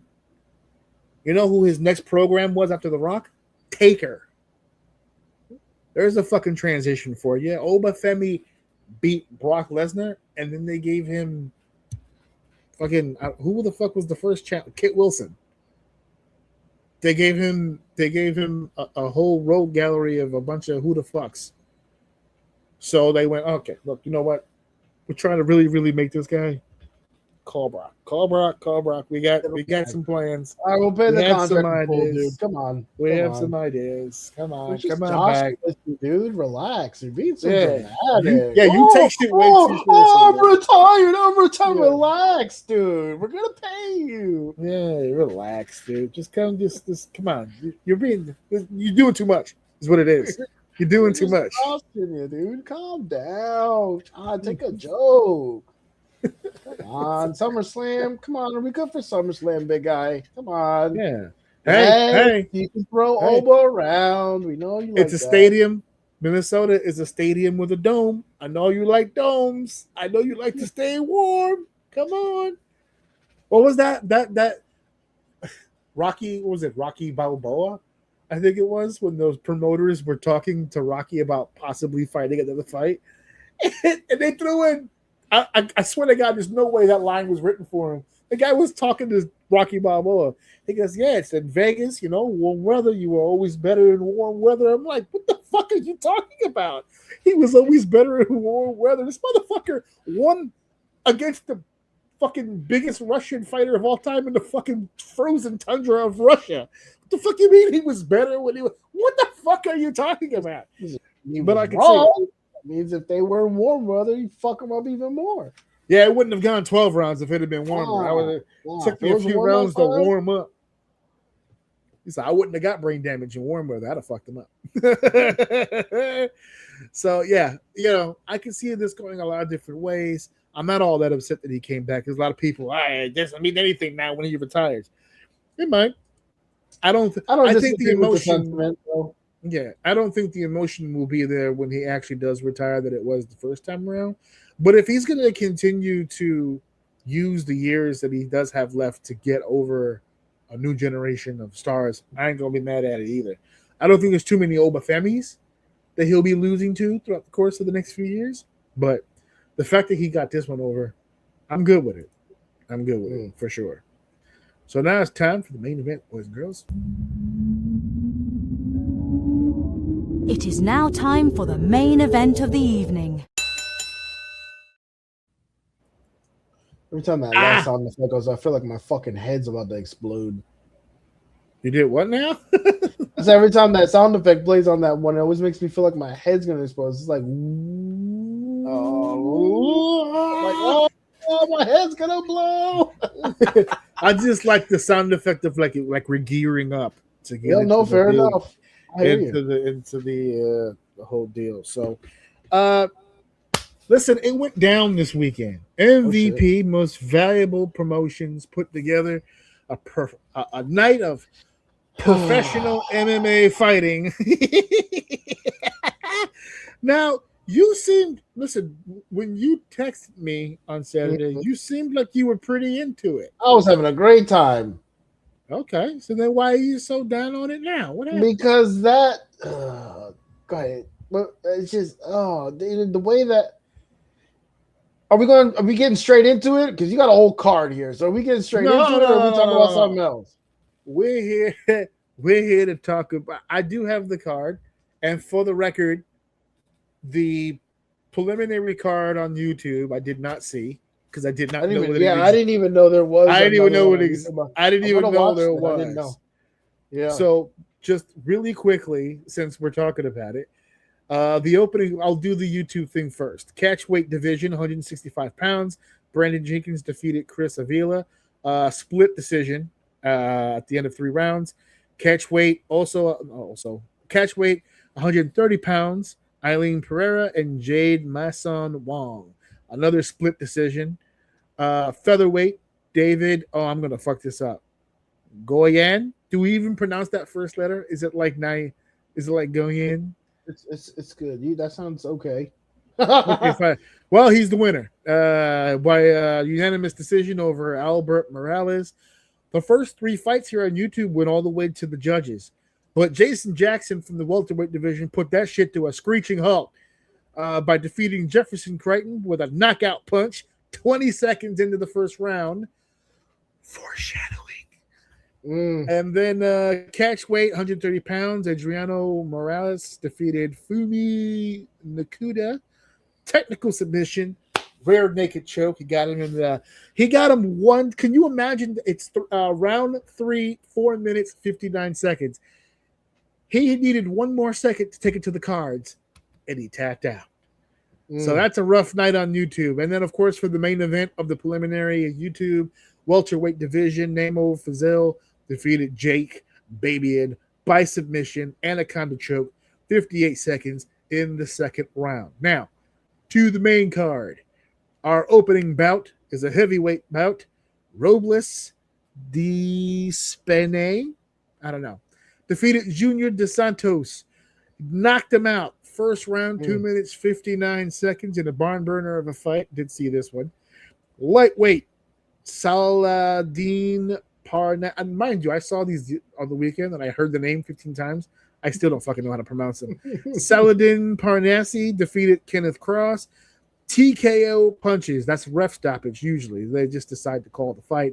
4 minutes, 18 seconds into the first round. So we're clear, on the YouTube card, 6 fights, 4 of them went I to was going to decision. say, if I watched the YouTube one, the Netflix one would have felt a little Garbage. different. Yes. Well, no, I wouldn't even say garbage. It would have actually just been a change of pace, which is fine. The problem is the pace that I got was like they were just right. So that first fight, out of here. Knockout, 2 minutes, 59 seconds into the first round. I said the second one, lightweight, also a first round TKO this time, 4 minutes, 18 seconds. And then the heavyweight bout. Now, when you had texted me, this is the fight that was coming up next. So I had to go back to watch the other 2. But this is where I started watching, which was here. Now, as I told you over the phone, I'm not a big MMA guy. I know the stars. I'm not too much either, yeah. Right, okay. So I know who Francis Ngannou is. Yes. I know who this is. Absolutely. The fucking monster. The Predator. I was like, okay, I'm going to enjoy this fight, and I'm putting him over to my wife because she doesn't watch any of this shit. I said, oh, no, you're going to see something great here. This is going to be a great fight. And then I saw Felipe Lins, and I said, what the fuck is this? I hope he got paid well to get these 30 pounds lighter. I looked at my wife, and my wife looked at me and said, are they for my wife doesn't know jack shit about any of this. She took one look at him and then one look at Francis and said, are they serious right now? I said, they're gonna do this. This is for real.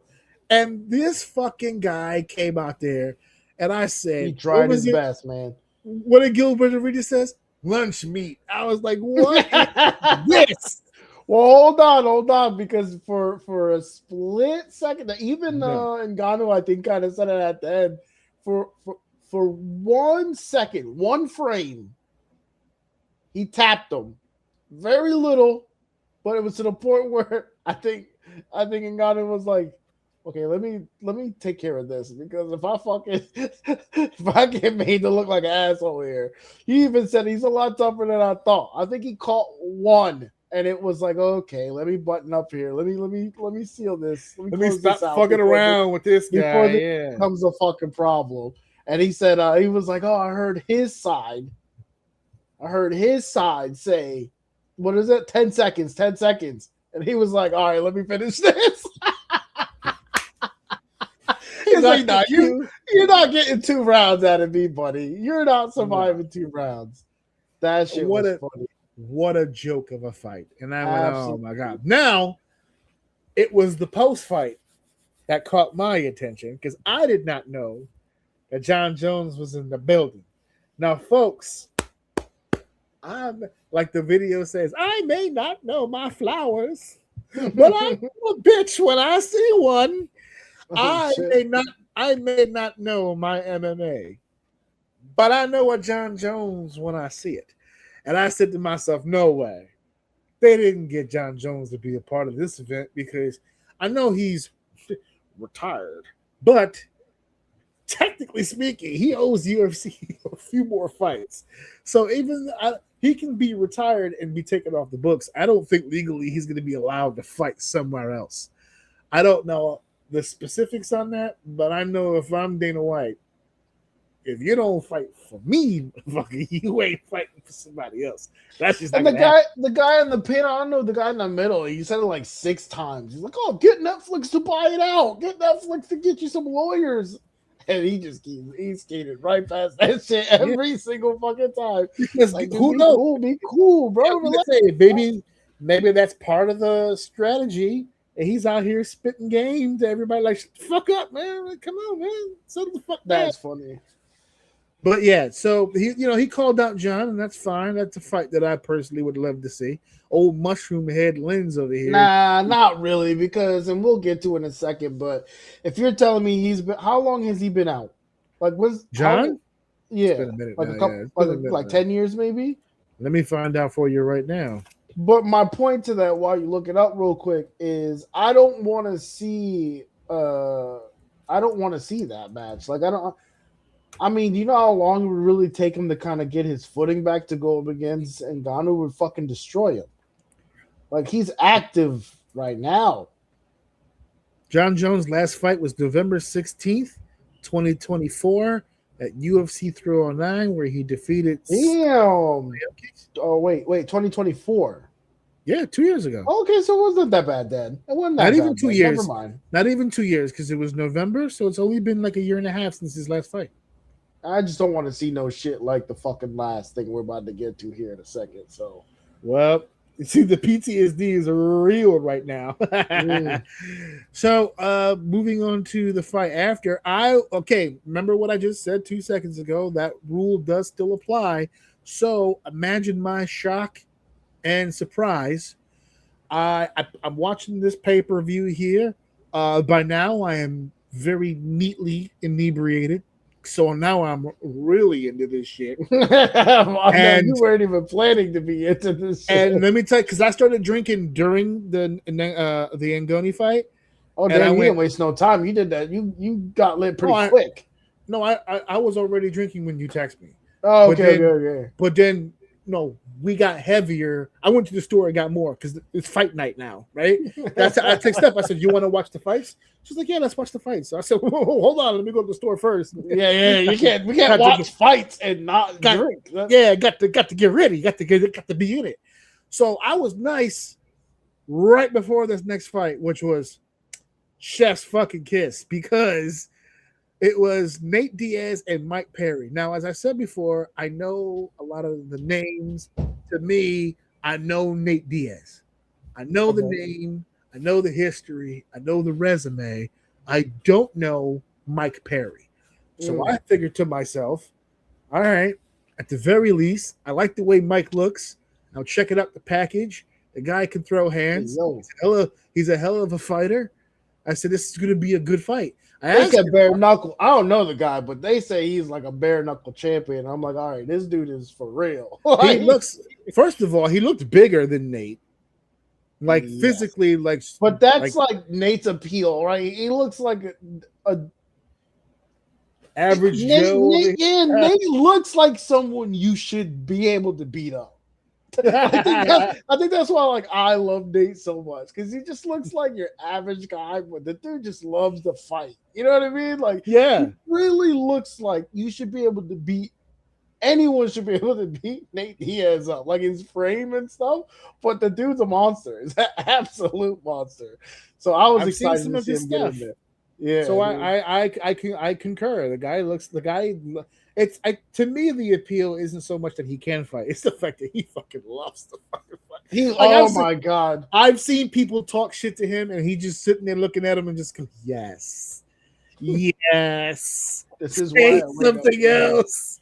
So when I saw this fight, I thought to myself, at the very least, I know what Nate Diaz brings to the table. I can see that Mike Perry is for real. This isn't some powder puff ham and egger. And this is the semi-main. This is right before the main. So whoever put this card together realized this would be a good fight.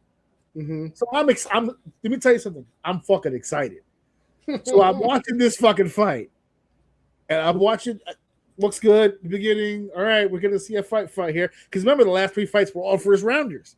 So I'm like, all right, we're gonna see. Okay, this is it. We're gonna see a fight here. When Nate starts leaking, I said, oh no. Because it's a little at first, as they call it in the industry, a bit of a pap smear. Nothing really crazy. And then I went to go get a can from the fridge, and I come back, and this motherfucker is pouring down his fucking face.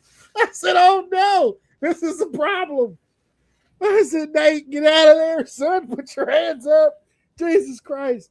And sure enough, corner stoppage is the official. And the crazy shit is he was leaking like crazy, and you could tell it was getting his eyes a lot because he was swiping and stuff like that. But they were still able to clean him up after the first one. The second one, when he got him on the ground, he got up. Mike backed up and let Nate get up. Nate gets up. You can see a fucking puddle like this of blood just right where he was laying. He's still moving. He can still move. He's still jabbing. Dude, say what you want. Nate was piecing his shit up, bro. Like his jabs were fucking amazing. But the other guy's hooks were landing. He was hitting. That's the thing. Like Nate was lighting him up, but Mike was hitting him with bombs. Like he was just getting cracked with bombs. And it wasn't until Mike was causing damage. No, he was crushing his skull. And literally at the last second of the second round, that knee is what split his shit clean. And he couldn't close it. He could not close it. Not only did he have multiple gashes, but that knee, they showed the replay, and he hit him right in the spot where the dude's just putting layers of Vaseline on his face, and it just would not fucking stop it, dude.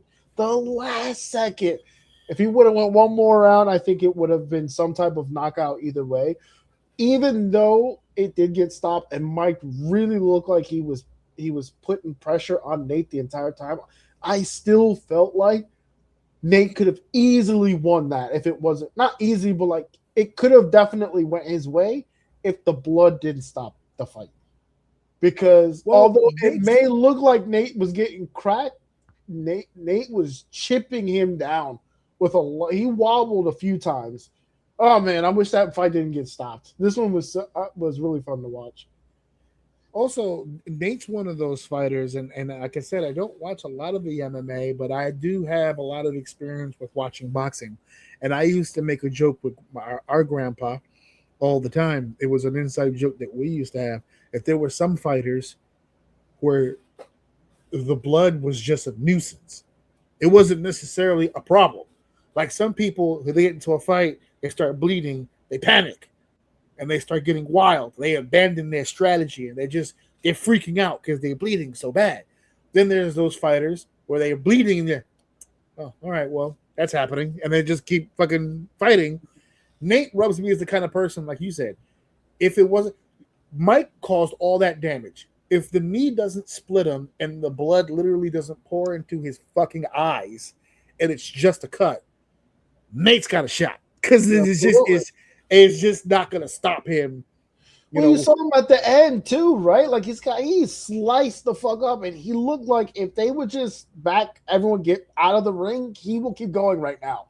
It wasn't like he was beat to the point where he couldn't fight. He had a lot left in the tank. Yeah. Both of them did, so it sucks.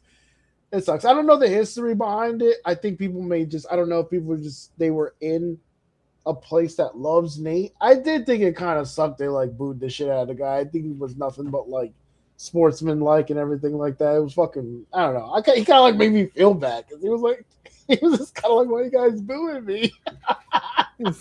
Why are you so mad? Yeah. Well, but this was my favorite fight.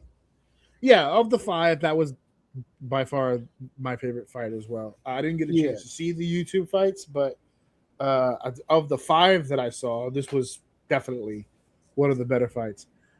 Which takes us to our main event. Women's featherweight main event bout. Ronda Rousey defeating Gina Carano 17 seconds in the first round. The bell rang. She shot the double leg, got right into position, no resistance whatsoever, straight into an arm bar. And a tap submission almost immediately, 17 seconds. Now, you can feel however you want to feel about the 17 seconds, and I think that you would be well within your right to feel that way. But I would like to bring a conversation to the table. Let me see if I still have that picture that I saw. Oh, no, I didn't save it. It was a screenshot of I saw. Anyway, I can't repeat it verbatim because I don't have the screenshot anymore. It was a good point. But Shayna, there's a lot of people saying, obviously, that the fight was fixed, rigged, that they just bamboozled people out of their goddamn money because it lasted 17 seconds. They did, but okay, go ahead. She knew that kick was coming. Well, what did Shayna say? Because I'm actually curious. Shayna had made mention. She goes, for those of you out there that believe that the fight was fixed or whatever, based only on the 17 seconds, they have MMA fans seem to have a very short memory because, and she started listing off all the Ronda wins from before. That was like 14 seconds and another 17 seconds. And let me see if I can pull up officially quickest wins. Other than the Carano one, obviously. She's got a 25-second win against Sarah Del Alio, 25 seconds against Elaine Gomes, 39 seconds against Julia Budd, 49 seconds against Charmaine Tweet, 54 seconds against Sarah Kaufman, 14 seconds against Kat Zagano, 16 seconds against Alexis Davis, 34 seconds against Beth Correa, and of course the Carino fight just the other night at 17 seconds. So this ain't her first rodeo going for that armbar as quickly as humanly possible. So one would think, if you're the coaching staff for one Gina Carano, on the chalkboard on the first day of training, you would write down, don't get put in an armbar. Like that'd be day one, right? It's like, okay, before we start lifting weights and eating raw egg and getting our Taibo on, just remember, throughout the course of this fight, what we want to remember is don't get put to a fucking armbar. That's it. You want the fight to last longer than 60 seconds? Avoid the fucking armbar. I didn't even realize it till just now because she only listed like 3 people, but there's 8 people here that she's beaten in under 60 goddamn seconds. That's pretty fucking impressive. And I would assume, because it doesn't list how she won. No, it does.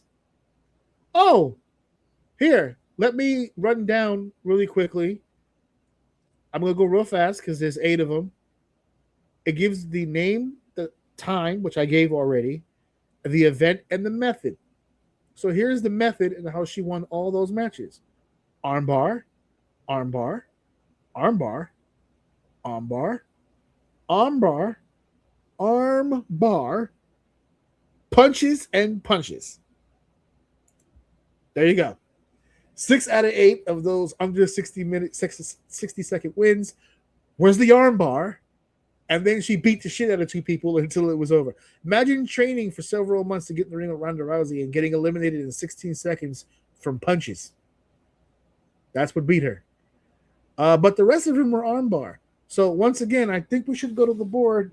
If I'm the coach, I think we should put no arm. Don't get put into an armbar on the goddamn strategy list. That might be part of it. Another issue. Another people has the money. The money. 2.2 mil for Ronda Rousey for 17 seconds of work. And Gina Carano bringing home about 1.4 mil for this amazing main event pay-per-view matchup. Well, not pay-per-view, I guess they're on Netflix, right? So I gotta stop using that word. That's not a word anymore, pay-per-view. That shit's pretty much gone at this point. But yeah, so there you go. I don't know, man. I don't know. With that context that you give about her past fights and stuff looking very similar, I don't know, man. I'm not an MMA person, so maybe this is something that's very common. But one of my favorite comments that I saw about this fight is this fight could have been an email. This shit. Yeah, I saw that. You got me hyped to watch this shit, and it was just a few seconds long. I don't know. Maybe I wasn't along for the ride. Maybe this is classic Ronda and seeing her do it one last time against a formidable opponent, but I don't know, man. I just don't feel like either one of them had fight in them, bro. The moment it ended, first of all, it's not completely out of scope that she would muscle memory, see the leg come up and go for the double, and then work around to the arm, whatever. She's done it plenty of times, right? But then it was like my brain goes to the money. They're both like, I'll never do this again. And then they're just keying the whole time. Everyone's kissing and high-fiving. Like, I just feel like I'm watching a ring with 2 people who are just up. Like they did it. You know what I mean? Like they worked out a little bit. They looked good. They went in the ring. They executed the moves correctly. And now they're done. It's over. We can both go have more babies now. Like, let's go home. 2 mil. Like a 2 mil. Am I stupid to think that 2 mil for both of them isn't really a lot of money? No, I'll take that. For them, I would take 2 mil. I don't know. Hold on. Let's find out. Hold on. Ronda Rousey net worth. What's her net worth? Because then that'll be a 2 money could be a drop in the bucket. No, her net worth is 14 million. So I'll take the 2. Oh man, 2's good then. 2's a lot. I don't know. I don't feel like she had way more money than that, but I'm not trying to count her. I love this. It goes, her estimated net worth is $14 million. When it combined with Travis Brown, who I'm assuming is her spouse, it's 15 million. Oh, he contributed. He's like, I'm bringing 14 million to the table, but with my money, sweetie, we have 15. How about that? Huh? Mm-hmm. How about that? Because I want to do my share. Anyway, old school Eddie Murphy joke for the people out there. That's a little something for the crew in the back. But yeah, no, I will say this. I want to ask MMA fans, because as a wrestling fan, last month I got to hear all the bullshit about the WrestleMania matches being too short. Not enough match time. I need longer matches. But that's pro wrestling. As an MMA fan, and I genuinely want to find out from people, is the fast, quick match because we had a few. Yeah, it happened in the main event, but it happened a few times on this night where it's first round knockout, first round stoppage, whatever. What's more entertaining for you? The wild and crazy moment of the sudden first round just destruction, or the classic 3-round fisticuffs back and forth bout? Like, what's more entertaining to you? Because as a wrestling fan, just because a match went long doesn't necessarily mean that it's great. I've seen short matches be great. I've seen short matches be shit. I've seen long matches be good. I've seen long matches be shit. It's a mixed bag. Depends on who's in it. I'd love to hear from the MMA fans. Because I tell you what, I have a feeling, and this is a gut feeling, that an MMA fan is going to say, when it happened in the beginning of the night, it was dope. I don't want a 1-round finish in the last fight of the night. Well, I guess but my thing is that it just depends, right? Like, that's what I'm saying. That's what I'm wondering. Not what I'm saying. I'm wondering what that depend is. I mean, if you got 2 superstars and then the guy comes out and knocks him the fuck out, to me that's kind of crazy. Yeah. But is that what you paid for though? Is that what you? Is that money well spent? If that's what you got. If I'm watching 2 active fighters fighting with their career on the line, and if one of them lose, it's an uphill battle to get back to where you're trying to get. And y'all doing all this press and all that shit, and you come out and one guy gets knocked the fuck out, that's crazy to me. But you have 2 people who haven't fought in a long time coming back, and then they have a 17-second fight, which they barely bounced around the ring. They executed something. I'm sorry. I don't care what she's done. This to me just looked like they executed something, and then they high five, and both of them were like, "We'll never do this again." To me, is what was the point? Like, I know it was like a one-off thing, right? Like, we're not going to get Mike Tyson again. Right. No, I get that, but that's why to me it feels fixed. Could have been, maybe not, but that's why it feels that way to me. There was nothing on the line here. I feel like they did themselves a disservice because it was a battle between 2 former superstars who had stepped away from the sport.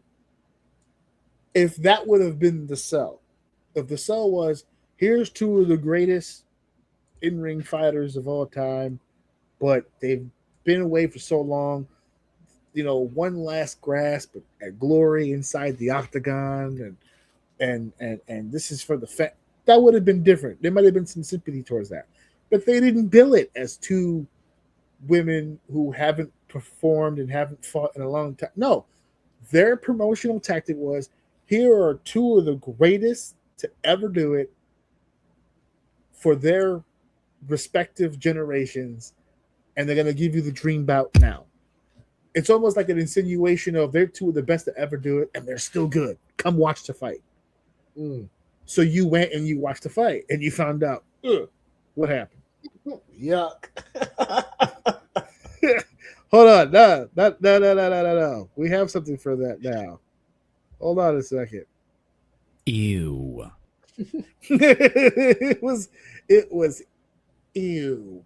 Actually, not that I don't want to do the segment, but this was my wife's face. Oh man, that's deep. What in the fuck is he doing? What the fuck is going on in here on this day? That's what the world's reaction was when they saw that fight. When she yanked back, they said, "What the fuck?" Is this or anything? Collectively, the whole world went, "What the fuck is this?" No. At least when Tyson faked it, they gave us a few rounds. That wasn't a real fight. Everyone knows that wasn't a real fight. But they, played the game. Get paid. Not here. Did you see the clip before the fight? CM Punk was in the audience. Yeah, I saw it. I saw him. Yeah, I didn't see the clip. He's like, yeah. What happened? Yeah, it was like, what do you think's going to happen in the main event tonight? It's like, oh, Rousey's going to come out of the corner, go for a double leg, take her down, go right for the armbar, quick win. It was like So now we know who wrote the script. Yeah, and then he was like, he said, "What are you gonna do after this?" Oh, go on to my wife, April. First, I was like, "Who the fuck is April?" I was like, "Oh, well, that's probably what the A stands for." And he's like, "Is there anything you want to say to her?" He's like, "Yeah." He's like, "Yeah, I'll be over in like 20 seconds, or like 20 minutes, or some shit like that." I'm like, "Yo, is that gonna be like?" Is this fight gonna be fast? And then sure as fuck was. It sure the fuck was. It sure as fuck was. Her name being April isn't the funny part to me. It's the fact that his nickname for her is Ape. And that to me will always be the funniest thing I've ever heard in my entire. He refers to her as Ape. And I'm like, she's the smallest person on Earth. and you're calling her Ape, which is like this massive fucking jungle animal. I'm like, what the fuck? I'm like, all right, cool. I bet she's a beast in bed, though. Okay, well, that's what I was trying to wait for before you got to that. Hey, look, I have a thing for short Latinas myself. I have one of those in the other room. I keep mine on nice at the house. You know what I'm saying? Every time somebody comes to my house, is that your marriage certificate? It's like, no, that's my receipt. I keep it there to make her aware whenever she starts acting up that I point to. So look, I got the warranty. I'll send you right the fuck back in. I'll trade you in for a 1999 Asian, somewhere around that area right there. We're getting pretty deep waters here. Oh no, yeah, no. I already told her. I said if you go first, my retirement wife is going to be Asian. I'm going Asian next. I've had my fill of the Spanish community. I'm going to go Asian next because I figure in my golden years I'm going to want someone a little bit more docile. I need a slower speed for my retirement years. So I already did all the yelling and the screaming, and that was fun. And now we move over to the yes, no, yeah, the green tea and the football. Yeah. She will bring honor to us all. Yeah, I bet she fucking will. Look, this time, if I remarry, the Ling part makes more sense, right? Because I've been confusing people for years with her having that name. With a light-skinned Spanish woman walking in with that name. Now when an Asian woman walks in, okay. Now this makes sense. Okay. I just can't do like a Vietnamese or a Filipino. It has to be something where people it has to make sense. It has to be a different type. All right. I hope you guys enjoyed that fucking pay-per-view because it was what it was. I got dragged into that shit. So really quickly before we go, it was good till it wasn't. That's all it was. Fuck. It was good till it wasn't. I had it in front of me and now it's not here. Hold on 1 second. So WWE is doing Clash in Italy for May 31st. I don't think I have anything happening on May 31st. May 31st. That's a Sunday. Oh no, that's not going to work for me, big guy. Never mind. I was about to say something I wanted to do, but I'm not doing that. Fuck that. But June 27th is Night of Champions. Maybe that will be a little better. So you know how they have been cutting down on streamers doing the reaction videos like live as the pay-per-views are going on and all that other stuff. So I've been getting into it with people about that because, well, that's not fair. That they go, it's their, their whole deal. It's their intellectual property. You got to stay away from stuff like that. So it's kind of deterred me from wanting to do a live thing with that because I really wanted to start doing that because that looked like so much fun to do. But I kind of got deterred from it when they started throwing copyrights out there because fuck it. Because I already have stuff on this channel that if they really wanted to fuck with me, they really could. So I'm not rocking any goddamn boats. But I am curious as hell about doing a live in June. And it may or may not be wrestling related. I think it'll just be a live to do something different with. I don't have the exact date just yet in mind. I'm going to keep it to Tuesday since it's easy for us to get together. Mm-hmm. But I don't exactly know which day just yet in June. But I'm I'm looking at the 16th because then we're going to your house this weekend or that weekend. So I'm looking at the 16th. I might just make it the 16th and just make it the middle of the month.